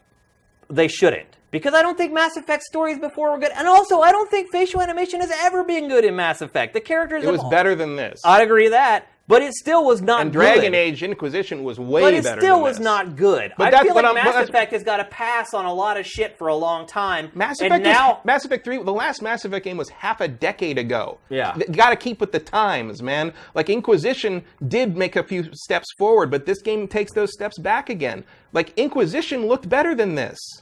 Especially facial animation. Look, I've facial said animation, not the hair. I've said over and over the facial animation in this game is bad. But that's what I keep saying is like... And after a while, it doesn't even matter. Even if you're not comparing it to the other Mass Effects, if you're comparing this on almost every level to Dragon Age Inquisition, these are all solved problems. I get that. I totally get that. Like, there's no excuse for it. I'm not making excuses for it. I said it's terrible. But the point I'm trying to make is that I don't care about it anymore. I don't even notice it anymore. The first 5 hours, I was like, God, those are heinous. Now, why did all this stuff suddenly, for the first time in maybe the history of game reviews, add up to actual bad scores? I don't have a theory on that one. What add up? Yeah, that's what I'm saying. Like, why all of a sudden? This is stuff that's been in Mass Effect all along. And now all of a sudden, journalists are like, it sucks. Well, I don't know why this, like I'm saying, like, I don't disagree with you on the idea that the reviews are low to the point of confusion. Absurdity, in my opinion. I think I'm at the end of the game, having played the whole game, I love this game. I don't want it to end. Because it gets better and better as it goes, and every new world you discover is more awe-inspiring than the one before it. And the combat just gets better and better. And the weapons are all different. You have to use different tactics. And each one of your party members has completely different abilities that completely alter how you fight as a team. Like, it's a great game. I don't care what anyone says. It is a great game. And I don't really give a shit if these other journalists don't like it or give it bad scores. What I give a shit about is seeing people on Sifted who never played the game, never touched the game, saying, I'm not buying this because of these reviews. And they're screwing themselves. It is a great game. Buy the game. Play the game. If you hate it, tell me. I'll take all the heat, but I guarantee if you stick with it, you will not dislike this game, and you will not regret spending $60 on it. And that's what these journalists have done. They're keeping people from buying a game that I know that they're going to love. And that's what bothers me about it. I'm never going to say someone's opinion is wrong or berate someone for 5 minutes telling me my opinion is wrong. Because you didn't play it. They did play it. They finished the game. 20 hours of the fucking thing. And you're a third of the way through it, if that. That's what I'm telling you. How long do I have to play it before it tells me what it really is? And you already said you still like the game. I do like the game. So imagine what happens when it starts getting better. You're going to eventually think it's a great game. I may not agree with you that that's a great change in story or a development in story. We might not agree on how the story works. But what I'm saying, but I agree in the sense that I like it, I don't love it, I think it's good, it's not great. But if you liked Mass Effect, I don't see any reason you wouldn't at least like this game. I think anybody who liked Mass Effect, like anyone who liked Mass Effect or loved Mass Effect and is looking at like the previews and the animation glitch gifs and being like, oh, I'm not going to touch this because it's terrible. Look, I've played how long, even just the amount of time I played all the sections that you've seen gifs of the terrible animation for, and I haven't seen any of those glitches at all. I've seen the bad facial animation. I've seen things where characters are like twitching up and down. I've seen weird camera problems. But like in terms of where riders running around with like a load in their pants and like people's heads spinning around. I haven't seen any of that I haven't seen anything like that. It's just the facial animation. But it hurts me to see people on Sifted being like, damn, I was so excited for this game. I'm not going to buy it now. Like, I feel bad for them because it's wrong. Like, they're going to like the game. Unless they're totally obsessed with facial animation, which maybe some people are. For me, it bothered me for the first hour, and I didn't even give a crap about it after that. I mean, it still bothers me to see, and again, it's the eyes to me. They're terrible. If you fix those eye shaders, I think you're halfway home with, solving the problem. Like, yes, some of the mouth movements are weird, and some of the facial I think the mouth animation is actually really good. Of course, it's fine. Like, it's not. I mean, it's certainly not enough to go crazy and refuse to buy it. It's maybe it's disappointing by modern standards to some degree, but I just think I just feel like these review scores have just ruined a really good game for people. Like this, I really regret. There are certainly other games that people should be warned off of first. Yes. You know, if for lack of a better description. I really regret not having the game eval done for this on embargo date. Well, you didn't have enough time for that. I feel like I've let our users down. I'm being perfectly honest with you, because I've seen all the people on the site saying, oh, I really wanted this to be good and I couldn't wait. And now they're like, I'm not buying it. And I'm like, I failed them. Like, my job is to let them know what games they should and shouldn't buy. And because I didn't get the game eval for this done in time, they didn't have that opinion there to... Because it was just like this, nobody likes it. It's like everybody's like, that. And then you look at these other games that they've given the same score. It's fucking insane, dude. Like, I don't get it. I do not get it. I am loving the hell out of this game. It's not a 9 or a 10, but it sure the hell ain't a damn 6. I'll tell you that right now. And so... Not on the 7 to 9 scale, certainly. No. Buy it, guys. Buy it. I really think that if you just forget about all this crap, all this propaganda, because that's really what it was. It was propaganda that spread that whole weekend, and probably some of the people were like people who don't have a console that they can play it on, or Nintendo fans are like, I found this guy. Like, I just feel like the game got sabotaged by the internet hive mind. And also by its own terrible animation problems. Well, yeah, I mean, look, they set themselves up, obviously. Yeah. They had to provide the material at first. And but instead of people saying, hey, look at how great this combat is, and showing these awesome combat sequences, of course, they just take loops of the faces and just run them over and over and send them out into GIF land. Like, it's just the overall negativity of the internet in general. But, I mean, and also, like, frankly, the story I really want to see, instead of the story Mass Effect Andromeda is trying to tell me, is the story of what happened to Mass Effect Andromeda. Yeah. Because I just don't know how that happened. I mean, the one thing that boggles my mind is that it took 5 years to make this game. There is no reason on God's green earth this game should have taken 5 years and be released in the state that it's in. And Inquisition's using this, was also using Frostbite, right? I don't know, actually. I don't know. I thought it was. But I mean, look, in NieR as a full disclosure, there are some bugs in this game. I had 2 quests that bugged out, and it didn't keep me from completing the quest, but like one time I went to open a door where I needed to meet the guy inside to finish the quest, and I activated the door, and it literally just cut to the middle of the conversation that I was having with him. Well, I continually hit things where there's a conversation at the end of like a side quest, and then the conversation ends, and my characters are in a totally different place than where the conversation happened. So it's like there's flag problems happening. And what was the other thing? They're saying Dragon Age did use Frostbite. Yeah, and then it keeps using keeps having things where like I keep running into sequence breaks where like not that break the game or break quests, but like characters constantly talk about stuff that hasn't happened yet. Yeah. I keep there's the main bad guys don't get a name until you complete a certain quest. You progress the main quest a certain level, and I missed the physical area where that part happens, and so I was driving around the map and just sort of like looking at stuff, and like they kept referring to the bad guys by this name that I hadn't seen the scenes where they get the name yet. And I'm like, wait, when did we name the bad guys? That's actually one of the more common bugs in big open world games. But I've never vocal samples firing off when they're not supposed to. Yeah, but they weren't, not because they weren't supposed to. It was just it was letting me get to this content before you got there. I mean, theoretically, I think they expect you to just sort of take a hard right out of the area you start in and run into the scene where they get their name. Right. But I didn't do that because if you give me the opportunity, I'm going to drive off the cliff in the moon buggy every single time. So that's what I did, and I ended up like doing stuff that I wasn't supposed to do yet. And I get to there's one of the things one of the things you do is you have to activate those those monument relics to do stuff. And the first one I found was like on the other side of the map. You're supposed to go to this one section, you get a cutscene, and it shows you how to do that stuff. Right. And it activates a thing, and then you learn you have to go do that. I found another one the first time, and it let me scan the things I needed to scan, and then the thing wouldn't work. And I'm like, why doesn't the thing work? It's like, activate the thing. Won't activate the thing. And it turned out I had to go back and do that cutscene before I could go back and activate the thing. And that happened. Stuff like that happens constantly. I had two bug quests. I still was able to complete the quest. It just like the sequence got goofed up, and I've had one crash. I haven't had anything that broke a quest that I couldn't complete anymore. Yeah. But I've had a lot of things where I was like, what? And then now it doesn't really throw me anymore because I'm ready for it to do stuff like that. Let's start talking about some other awesome stuff in this game. Like the strike missions, how you can send out your teams on strike missions. You're also leveling up, by the way, and giving them gear and buffs to use.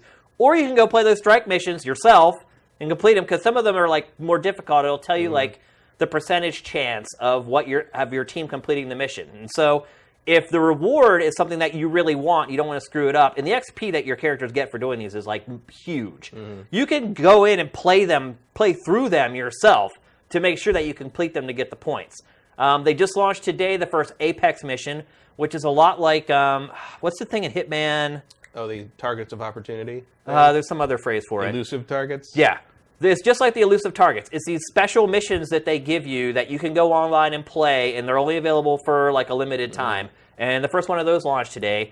The multiplayer, the co-op multiplayer, I've had a blast with. I don't think it has a ton of staying power. No, but it's like if you like the Mass Effect 3 multiplayer, you're gonna like roughly the same. It's the same. It's the same team. I mean, the same team. That's all they've made before this. I think they made the Mass Effect 3 multiplayer and the Omega DLC.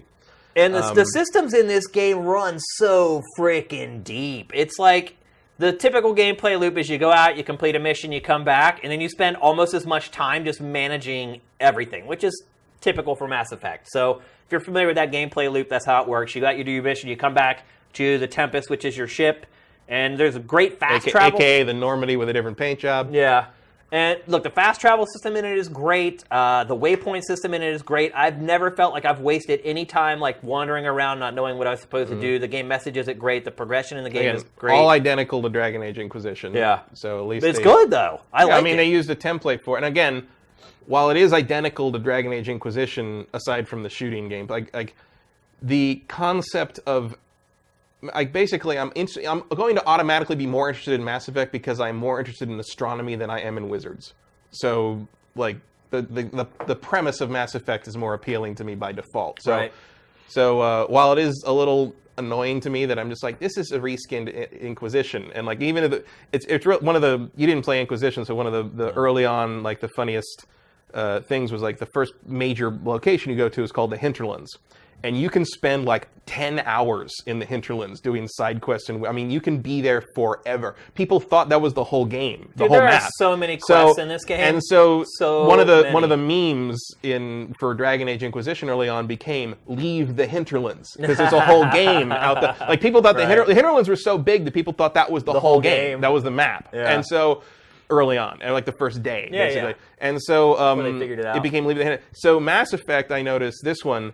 They come up with a very clever environmental reason for you to force you to leave the Hinterlands equivalent. And the first place you go, very early, you achieve the task you need to achieve, and then there's a very good reason that you have to leave. And that only really works in space. Yeah. But I thought that was clever, because at first I'm like, oh my god, it's the Hinterlands all over. And then I was like, oh, I see. Yeah. And you know, I think there is a very satisfying progression where, like, you know, your job is not a secret in this, that you're supposed to you're trying to basically establish footholds in colonies for. That's the whole objective of the game. For these, you've gone to this new galaxy. Gone to Andromeda Galaxy, and you have to find a place for humanity to live, and all the places you thought you were going to live are screwed up. So you have to explore these new planets, and so you go to the planet and you kind of, to sum it up, basically, you take it over, so to speak. Because every you planet, help the native race there. Yeah, or you get them on you like terraform, favor. or you find, you know, there's magic, ancient alien stuff you get to do, and then you plant your settlement on that planet, and this process repeats. And what I was getting at earlier with the systems is there's so much crap to do in this game. But I think even early on, like the first settlement you establish, because you've spent a lot of time. You know, you choose like military or science. But you basically, like, you've spent a lot of time running around on this planet trying to figure this stuff out, trying to get used to some of the gameplay systems, trying to figure out how things work. Everything is radioactive, so you have to be careful where you go and you know, your life support and stuff. Yeah. And then, like, but now you've established this thing. There's buildings around. You can go talk to people. And like, there's the thing that really I thought, like, I really liked there was that there was constant shuttle traffic coming in and out. Yeah. And all of a sudden, this place felt like a place that was alive. And that like, everyone's like, good work, Pathfinder, establishing the first colony. Like, it was like, yeah, it's pretty cool here. Well, like, then there's consequences though, because you decide whether you want it to be a military outpost or a science outpost. And I was like, I'll go science for my first one. I did that too. Then you go back and you just get laid into by all the people who are like military folks, and are like, and it just makes you start considering all your. And we haven't even talked about like the decisions that you have to make. There are some hard ass decisions to make in this game where I literally sat there for like 10 minutes being like, man, Like 5 or 6 of them where I sat for like 10 minutes thinking about everything that I had already done, this decision, and everything surrounding it, and how I thought or hoped it would impact things on down the road. Like, just coming off of Zelda, and maybe this is what's maybe given me some clarity on this game.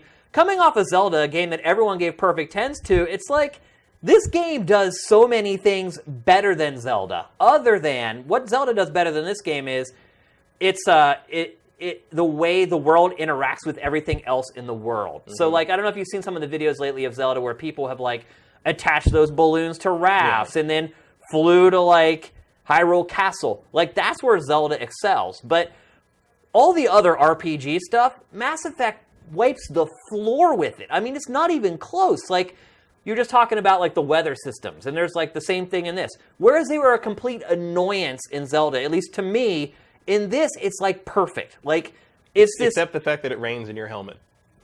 That's sweat. You're sweating. No, it's actually the rain doesn't stop on the helmet. It's a glitch. I thought they were sweating. You think it looks like it should be sweat. Because it's on the desert world, I only ever noticed it. But it's actually, the game doesn't realize the character's wearing a helmet, so it's just raining on your head. I only ever noticed it on the desert world, so I thought it was just sweat. But anyway, like, it's a, how should I describe it? It's there. And it's something you have to think about, and you have to make daring treks where you're like, I need to get 300 yards away. Can I make it there and back before my suit runs out? But it's not like Zelda where, like, if you don't have the right thing equipped, you just die in, like, a minute or whatever. Like, the combat's way better in this game. There's a lot of parts of this that I feel are far superior than Zelda. The story, it just destroys Zelda. And then I see because it has one. Yeah, and then I see a 6 out of 10 for this game. It's just like, what fantasy land are you living on? I don't know. And again, I'm not saying his opinion is wrong or their opinion's wrong. I'm just saying they're turning people off of this game when they shouldn't be. They're making it sound and seem way worse than it is. I don't know. I am really loving this game, man. Like, I am having a great time with it. Like I said, I'm 50 or 60 hours in. I don't want it to end because I can see the end is coming. I've still not hooked up, by the way. I've not hooked up with anyone. And I have flirted with everybody. Last night, finally, one of the girls came back to my room with me, and I was like, this is it. It's going to happen. And then she poured me tea and left. And I was like... I enjoyed that... Dude, how have I not hooked up with a girl yet 50 or 60 hours into the game? You got to work for that shit. Dude, I've been working. I've been putting in overtime. I did, like, as I'm playing Lady Rider, and... I went, once you get the Tempest, once you get your ship, I went to my ship and I started to talk to all my crew members, and basically my first tour of my ship was basically me getting shot down by every crew member. Everyone's like, not really into it, lady. I was like, oh, okay, sure. Well, the girl I want to hook up with the most, like right out of the gate, was like, no. Like, I don't want any like private relationships on, and I never gave. Maybe that's why I haven't done it yet, because she's harder. Maybe that's it. Because I've not given up on her. I'm like, oh no, you and I, we're a thing. We're gonna make it work, and like it still hasn't happened. So maybe I just chose the wrong partner, so to speak. Now I got shot down by every single person. I was like, wow, I guess we're really playing hardball on this one. So we'll have to hope some easy aliens show up. Yeah, but then you start getting into like all the crafting and the loot, and again, those systems are way deeper than what you get in Zelda. And look, I can get that. Identical to Dragon Age Inquisition, though. Probably. And look, I get there are some people that may say that's too much. And, I like the perfect medium of Zelda, and I totally get that. It's not Zelda. I mean, I think they went a little overboard with the amount of loot versus the small inventory problem.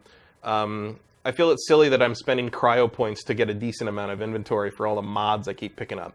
But for Mass Effect? Mass Effect, I still haven't filled up my inventory. I filled up my inventory inside of like a week, like a couple of hours in the first planet. How? Because I'm full of weapons and mods and shit.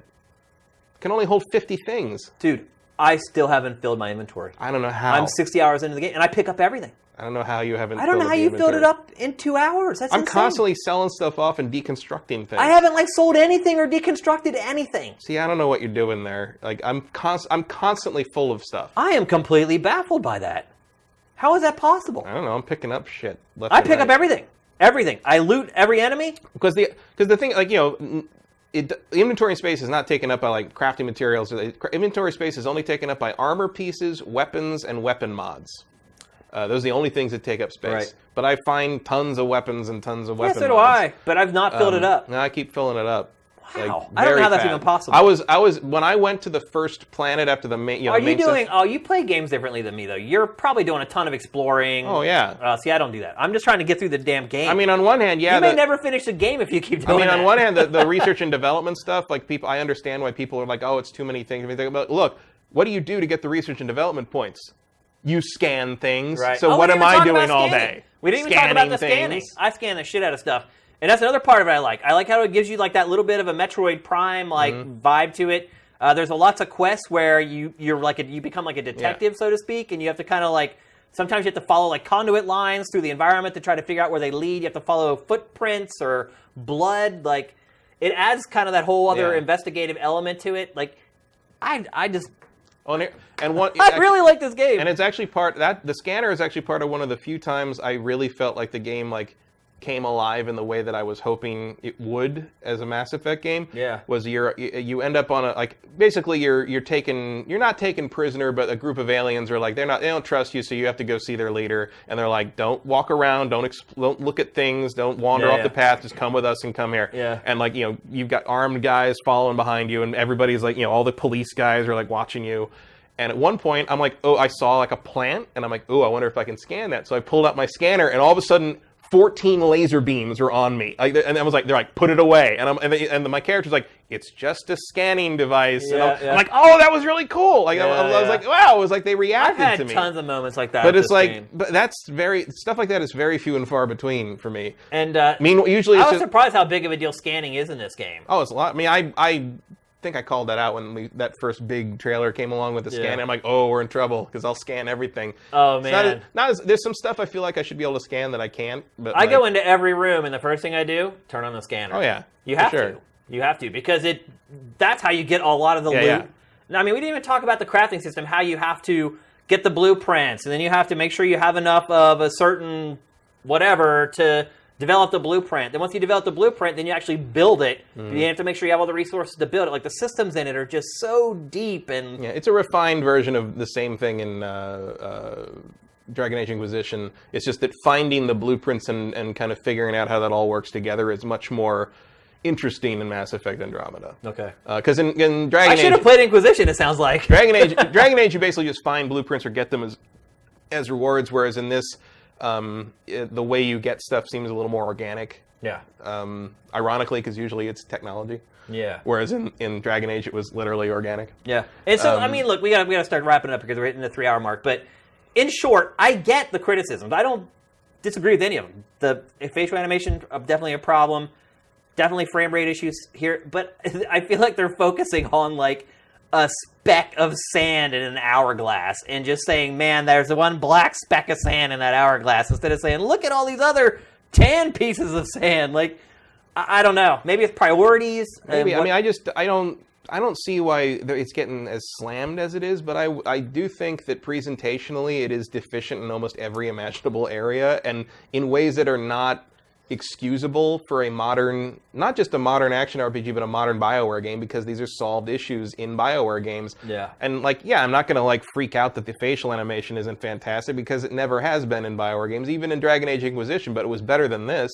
Yeah. And the cutscene direction where it's people aren't looking at each other and eye lines are off. Yep. And no, you're right. And then absolutely right. And doing side quest tasks where where you go up to somebody and you talk to them, and you don't get a full cutscene, but the camera kind of turns in, and I hate that. You can't center it on them, and you can't look at yourself, and so you're just this is just the default conversation camera, and they never went in and had time to tweak it. And I don't believe that there was just said, oh, screw it, that's good enough. I think they ran out of time, or maybe they were forced into the Frostbite engine and couldn't get the conversation tech they used to play nice with it. I don't know. Clearly, games like The Witcher 3 have a more efficient conversation system for the developers to use, as the guy who worked on the Mass Effect games said in that article or the tweet storm he sent out. Well, I don't disagree with any of the criticism you just leveled. To me, I think that dunks it down to a 6 out of 10? No, of course not. I'd probably give this between a 7 and an 8 in there somewhere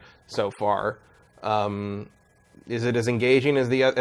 I think that score will go up eventually. Is it engaging as the other Mass Effect games? Not yet. But is it something that I'm just like, oh my god, you're an insult to the legacy of Shepard, and you should have your Mass Effect title stripped off you, and you should be called like Andromeda Space Adventure RPG and go away forever. No, I'm enjoying it just fine. Yeah. I just see constantly, minute to minute, I constantly see things that make me say, oh, that's a shame. Not, oh, I hate this game, but just like, oh, it's a shame that that's that way. Yeah, it's not as polished as the other games, and the other games weren't especially polished. No. So but that puts it all kind of in perspective. But I think the problem is, like, even by just running expectations in terms of BioWare games, Mass Effect 1 was what it was. Yeah. Mass Effect 2 stepped it up. Mass Effect 3 stepped it up further in a lot of ways. Inquisition solved a lot of problems that the Mass Effects never managed to solve, and Dragon Age 2 certainly didn't solve. Yeah. And I like Dragon Age 2, okay. And then Mass Effect Andromeda, you can see it's in their heads how to take the lessons of Inquisition and make it work in the Mass Effect format, but they just didn't get it done. Here's the other thing about it, too, and this isn't going to... It somehow took 5 years and still rushed to market. Yeah. Like, clearly this thing had to come out before the end of fiscal.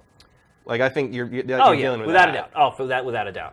Yeah, that's exactly what happened. Like, they're like, look, you're getting it out by the end of March. Yeah. End of story. You've had... And, like, I don't blame EA. Right. It's been 5 freaking come years. On, at this point. But it's like...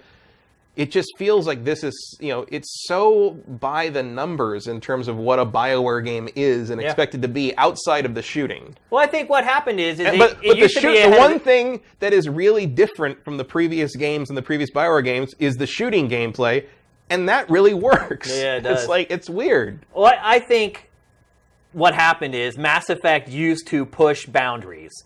And it was kind of one of those first, like, open-world action RPGs that everyone loved and got behind the characters and the story. And then, everyone was let down with the ending of 3 or whatever, which I think was also a bit overblown. And I think it's expectations. Is people expected this game to continue to do that, to be something different and continue pushing those boundaries. It does not. But... Actually, I have another question. I think there's an overcorrection going on here where people are like, oh my god, it's not innovative, so it's bad. Right. Well, it's like if you didn't like... beyond the animation problems and kind of the rough edges of it, if you hated this game, you would also hate Inquisition. Yeah. And people didn't seem to hate Inquisition. It's very much the same. You have a base. Some people do, though. Yeah, but it's the same formula. It's you build the base, you have a base you work on, and you have to make hard decisions about how things grow and how your organization grows, and you can have this or that, and you got to. What it reminded me, actually, Mass Effect even more so than Inquisition, because I feel like Mass Effect's like colonial decisions for decisions about the colony and what you're doing feel like they're much more life and death. Yeah. Maybe because I just more identify with the idea of being in a foreign galaxy and having to figure out how to save humanity and find a home like that. It's a compelling premise. Yeah.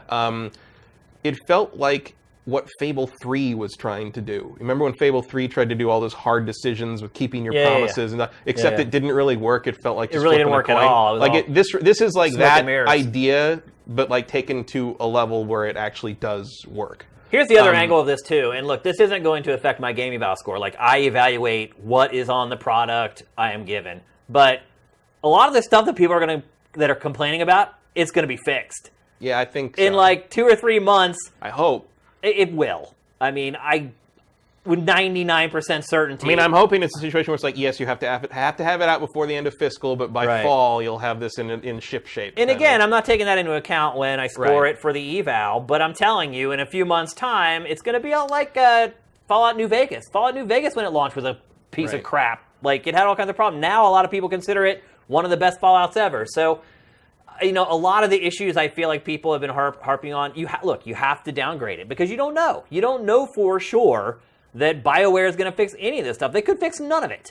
But I think ultimately, in a few months' time, if somebody picks up this game, they're going to play it, and they're going to be like, what the hell is everybody complaining about? Because a lot of this stuff is going to be fixed because it is cosmetics. The core of the game is exceptionally strong. And I think if you're a player who resonates more with the core of a game, which is its systems and its gameplay and things like that, you're going to enjoy it a lot more than somebody who is concerned with, oh my gosh, there's a slight graphical glitch or whatever, with more the frivolities of game development. So, as with anything that's art, beauty is always in the eye of the beholder. One person loves one thing, one person loves another. Some people want Mass Effect to not have any gameplay. Or it may even be turn-based. Well, I have another question that I forgot to ask you that is related to the one, probably the only really new thing in the game. What do you think of the new Galaxy Map stuff? I think it's great. Because I've seen a lot of complaining about how long it takes and the transit, because you pick a planet to go to and then you get like a first-person shot of flying there and stuff. I kind of like that. No, I really like it, but I'm a big astronomy nerd, so I'm just like, oh, look at the planet, look at the nebula. Yeah, I just like watching that stuff. Yeah. So I was curious. I'm at the end of the game and it hasn't worn on me. Because I don't get the impression you're a huge astronomy nerd. No, definitely not. So I was just curious if you thought that was like a time waster or took too long, or if you liked. I mean, it takes like 15 seconds. Right. I'm not one of those people who sits there and is like, oh my god, like, what's it taking forever? Like, I'm not like that type of a player who is like, I can't believe I just spent 8 seconds like flying. I enjoy it. I enjoy like flying through the solar system, passing the planets, and then doing kind of that little arc. Right. When you come around and you see the planet up close, and then it kind of pulls back, and then you start searching for your landing point. I liked it. Oh, look at that! He found the footage. There it is. Great job, man. And after playing like No Man's Sky, the navigation in this is incredible. The way it jumps in and out from like planet level to solar system to universe and then back to the ships, like, I think it's great. I really I love all the fast travel stuff in it. I love navigating the universe. I had no issues with any of it. So, all right. Yeah, I'm totally cool with it. All right, we got to wrap it up. Already over 3 hours. We haven't done Q&A yet, and we have a trailer of the week. So let's get straight to it. I'll tell you what, man. When I woke up today, I was like, you know what? This may be the first episode of GameFace without a trailer of the week. The trailers this week were so terrible, and then saved this morning by the launch trailer. Saved by the Ring. Yeah, saved by the Ring. Saved by the launch trailer for Dark Souls 3. The very last piece of DLC for Dark Souls 3, by the way, The Ringed City. Get those questions in. Roll it. Ashen One, thy gift of flame has taken root.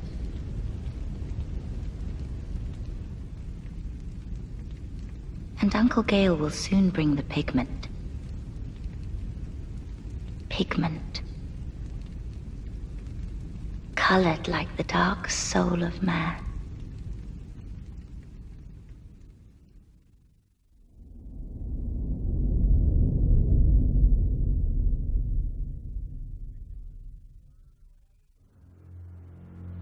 The close of the Age of Fire.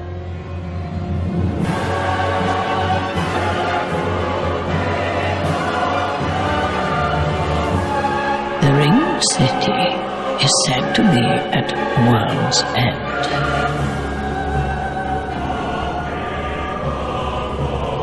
Past this heap of rubbish, as far as one can go.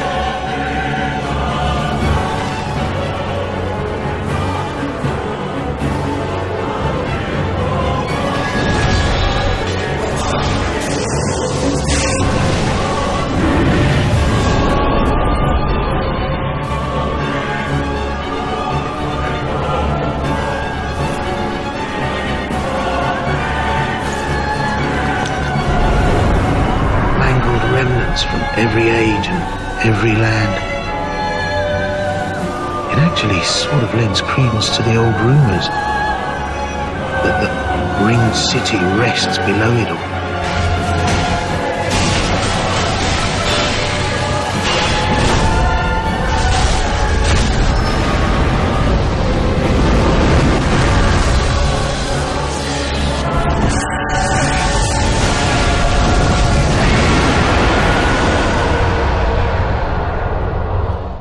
You know, I'm not the world's biggest Souls Bloodborne fan, but that DLC looks pretty freaking awesome. Good, because that's what I'm going to make you play when you lose the game draft. Now that Mass Effect has betrayed you.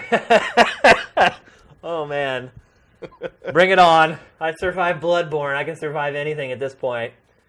Let's see. The one Geo. Shane, on a previous episode, you said that you could figure out a game was a 7 or 8 within the first few hours of a game. No, I actually said I could score a game on a 5-point scale within the first couple hours of playing it. So how can you tell Kyle? Well, that argument's moot. Here's one from Justin Horman. Is the $10 Nintendo tax going to be any kind of a problem for Nintendo in the near future, or does it not really matter for people who bought a Switch, since they're going to want something for their shiny new console and choices are slim after Zelda until at least the fall? I've already seen people rationalizing it as a portability charge. Because you're getting 2 consoles in one? Yeah! pay $10 extra to take it on the go.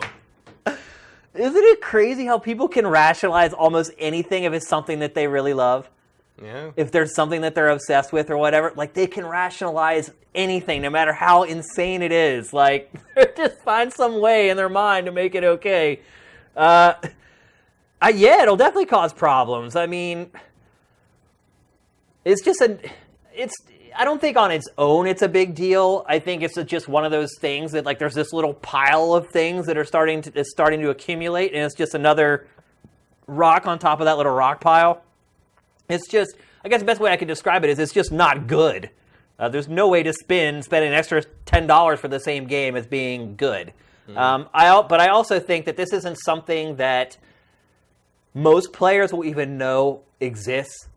Because the average player, the people who turn a system from the Wii U into the Wii, those people don't even know what's going on with indie games. Like, you're still going to get most big games for $59.99. You're not going to be paying $70 for Switch games. Obviously, you bought Zelda for $59.99.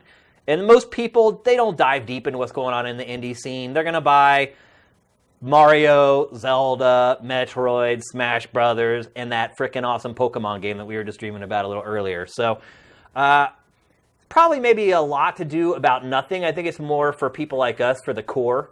But unfortunately, if Switch doesn't take off and it ends up like the Wii U, all it has is core users, and then maybe it could turn into a bigger deal. Mm-hmm. Right now, I don't think it's a huge deal. You have one? Drunken Elvis asks, with so-called AAA games being released and not hitting their expected marks, what future AAA games are you now a little worried about, if any? You want to answer that first? I got to admit, like in the wake of Zelda and how everyone and their brother it's the new Dark Souls, and that it's the new thing to compare everything to, whether it makes sense to compare it to it or not.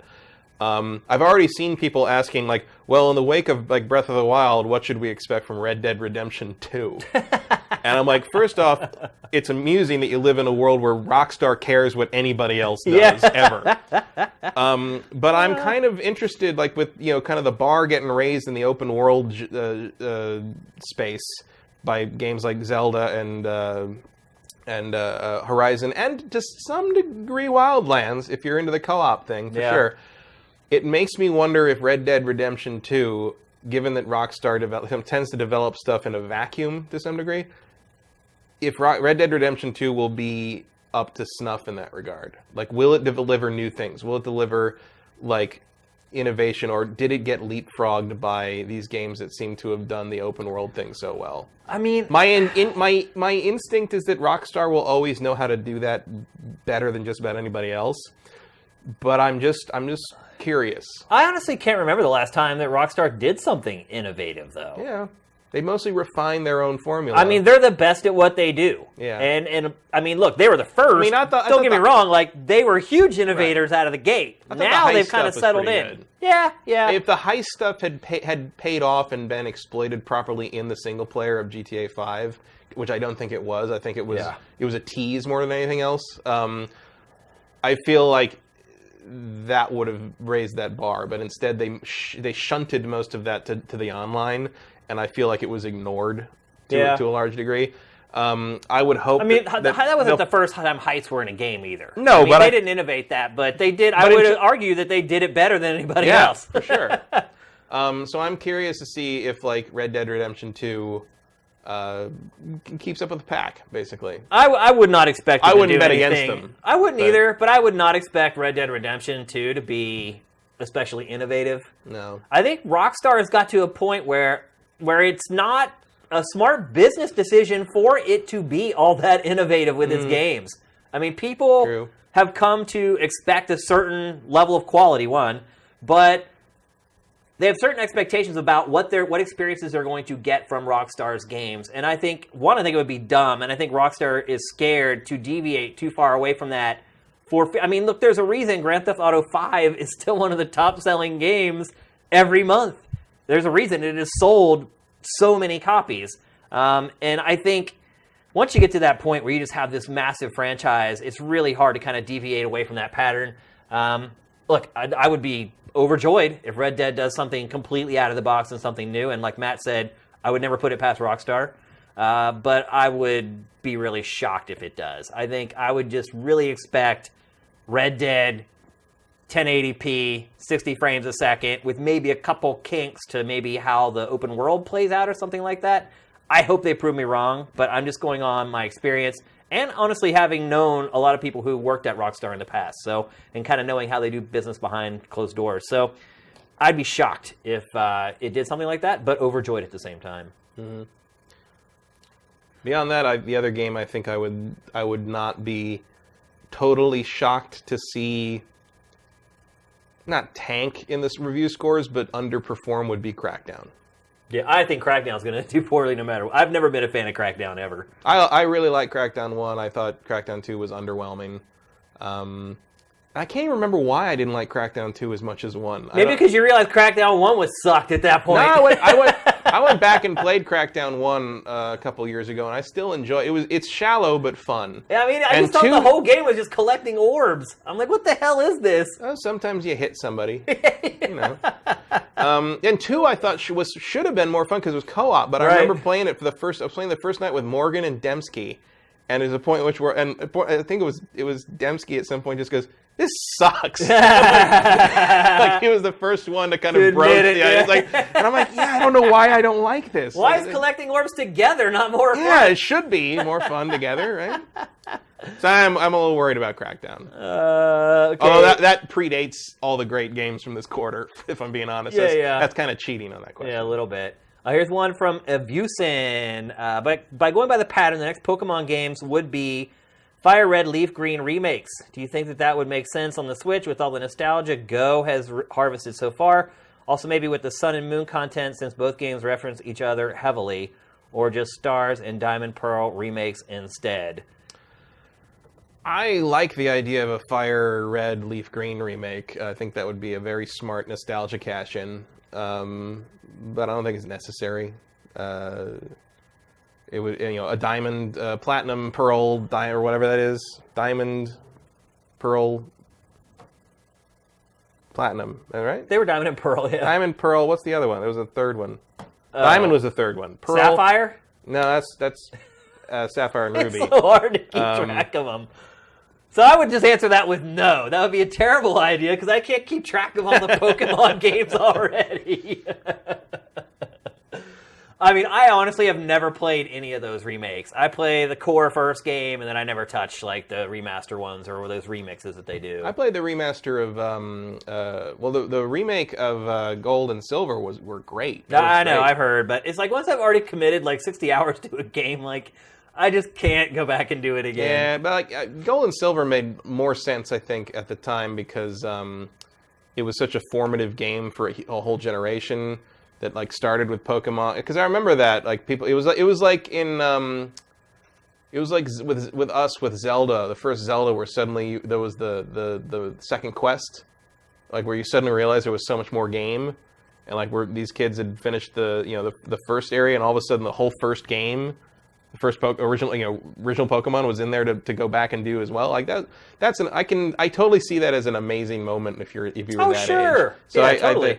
I don't know if Fire Red... for me personally, I only have so much time to dedicate to this stuff. Oh, yeah. Like, I just can't do it. So I don't think they can really go wrong whether they remake Red and Green or whether they remake Diamond and Pearl. I think they've got a hit on their hands either way, and I'll play either one they give us. Congrim 1, given time, which multiplayer would you guys like to return to or spend more time with? Titanfall 2. We answer that right away. I did not have enough time to play anywhere near as much of that game as I wanted to. It was kind of one of the later games of Q4 of last year that I got a chance to play, and I went through the campaign, which I thought was absolutely incredible. and I only got to spend like maybe a few days on the multiplayer before I ended up leaving for the holidays. And then once I came back from the holidays, this year has just been bonkers. So that is the one game I would like to go back and play more of. What about you, Matt? I kind of wish I could go back and get into Street Fighter V more. That's a good call. But I feel like, A, the game's still kind of a mess in terms of presentation and how Capcom's sort of rolling with the Season Pass stuff.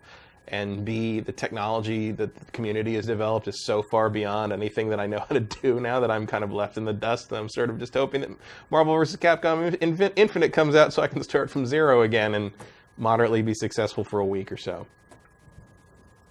I just feel like I missed the boat on Street Fighter V because the tech and presentational issues are so bad. I reviewed it and I never went back to it. Yeah. I never went back to it. Here's a good question from Erebus Jones. What's up, man?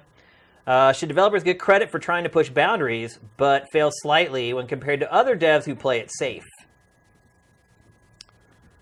That's a really good question. Yeah, I think it's up to the individual, I guess. Well, I mean, you can look at our game eval scoring system. Like every time we publish a game eval, you guys may not notice, but there's at the very bottom you can click it, and it'll take you to our eval policy. And one thing we do reward in writing in our game evals is innovation. So yeah, to me personally, and the editorial policy of Sifted, innovation does weigh heavily in how we evaluate games. Your question, though, it's a little more granular, and I think it makes it a little more difficult to answer because you're saying one game's actually better than the other, but the other one has something unique about it. So just having a unique idea, and I mean, again, if you look at our eval policy, it says it has to have a unique idea that is executed well. We don't just reward games for trying something new, because what good is a new idea if it's broken and it doesn't work? Otherwise, the highest rated game on the site would be everything. Right, there you go. Or only 10 out of 10 definitely ever. new. That's for sure, yeah. So I don't think there's any way to give you like a real clear-cut answer. It's kind of a case-by-case basis, and it all depends on how well that original idea, that innovation is actually executed. But maybe that gives you at least a little bit of framework about kind of how we think editorially on Sifted. Dyson XP asks, do you think the outcry over the facial animations in Andromeda will make the developers completely start over and rebuild it far better? No. I don't think they'll start over, no. I think they'll tweak it as best they can. And again, I think if you fix the eyes, fix the eye shaders... Because I remade my character 3 separate times, because I'd make her in the character creator, and then when I get in the game... her eyes wouldn't look anything like what I made in the character creator. They'd look kind of normal, and then like they look like cartoons. And I started over 3 times, and then I started over another extra time because one time for whatever reason I picked a certain hairstyle and they gave me the default hair in the game, and there's no way to change that as far as that. So I started over like 4 times, and finally I gave up. So I think if they fix the eyes, they're already mostly home, because the rest of the facial animation, while there is some weird quirks, it's pretty much on par with other BioWare facial animation, which is not fantastic, but at least it works. And if you stop making the eyes look weird and get everybody to look at each other eyeline-wise, I think you've won the game already. Yeah. In terms of trying to fix this to some degree. The eyes are the big problem. Yeah, for sure. And like I said earlier, the eyes are the window to the soul. So I get why people are making a big deal out of it, but again, after a while, I just kind of ignored it. Well, you can get used to just about anything, but I'm just saying, like, again, solved issue in BioWare games until now. So hopefully they can kind of get that together. Let's see. We may want to wrap it up. We're already this is our longest episode ever, I think. Oh, geez. I didn't realize what time it was. The one Geo, I didn't dodge your question at all. It was completely irrelevant. Because you were talking about a whatever to 10 review score, and I was talking about a 1 to 5 review score. I said that within an hour or two I can score a game on a 1 to 5 review scale. When you get to a 100-point scale, it's completely different. I wasn't dodging your question at all. I think we should wrap it up. It's already 4:20 something. Yeah, it's getting there. Yep. Thanks for all the great questions, guys. Sorry we couldn't get to all of them, but we only have so much time. But we do appreciate you guys sticking around till the end of the show. I know for some of you it's pretty late. Hopefully you guys cracked a beer somewhere in there and kicked up your feet and you're having a nice, relaxing Friday evening. Let's see. Any bookkeeping I got for you guys? Any housekeeping? Buy t-shirts, but not right now because we're having another flash sale on Monday. Don't tell them that. No, it's all good. I don't want to. I'd feel bad if somebody bought a shirt today and then we started a flash sale on Monday, and I knew that we were doing a flash sale today for a shirt. Believe it or not, I actually have some honor, people. I'm not going to try to rip you off. So Monday, there's going to be another flash sale on shirts. I'm not going to tell you which design, but starting around noon Pacific time on Monday, one of our T-shirt designs will go on sale for $15 instead of $25, and that sale will be up for 24 hours. So you'll have one day to get in and buy the shirts before the deal ends. So that's it for Matt and Sam. GameFace 80 is in the books. We are up and out.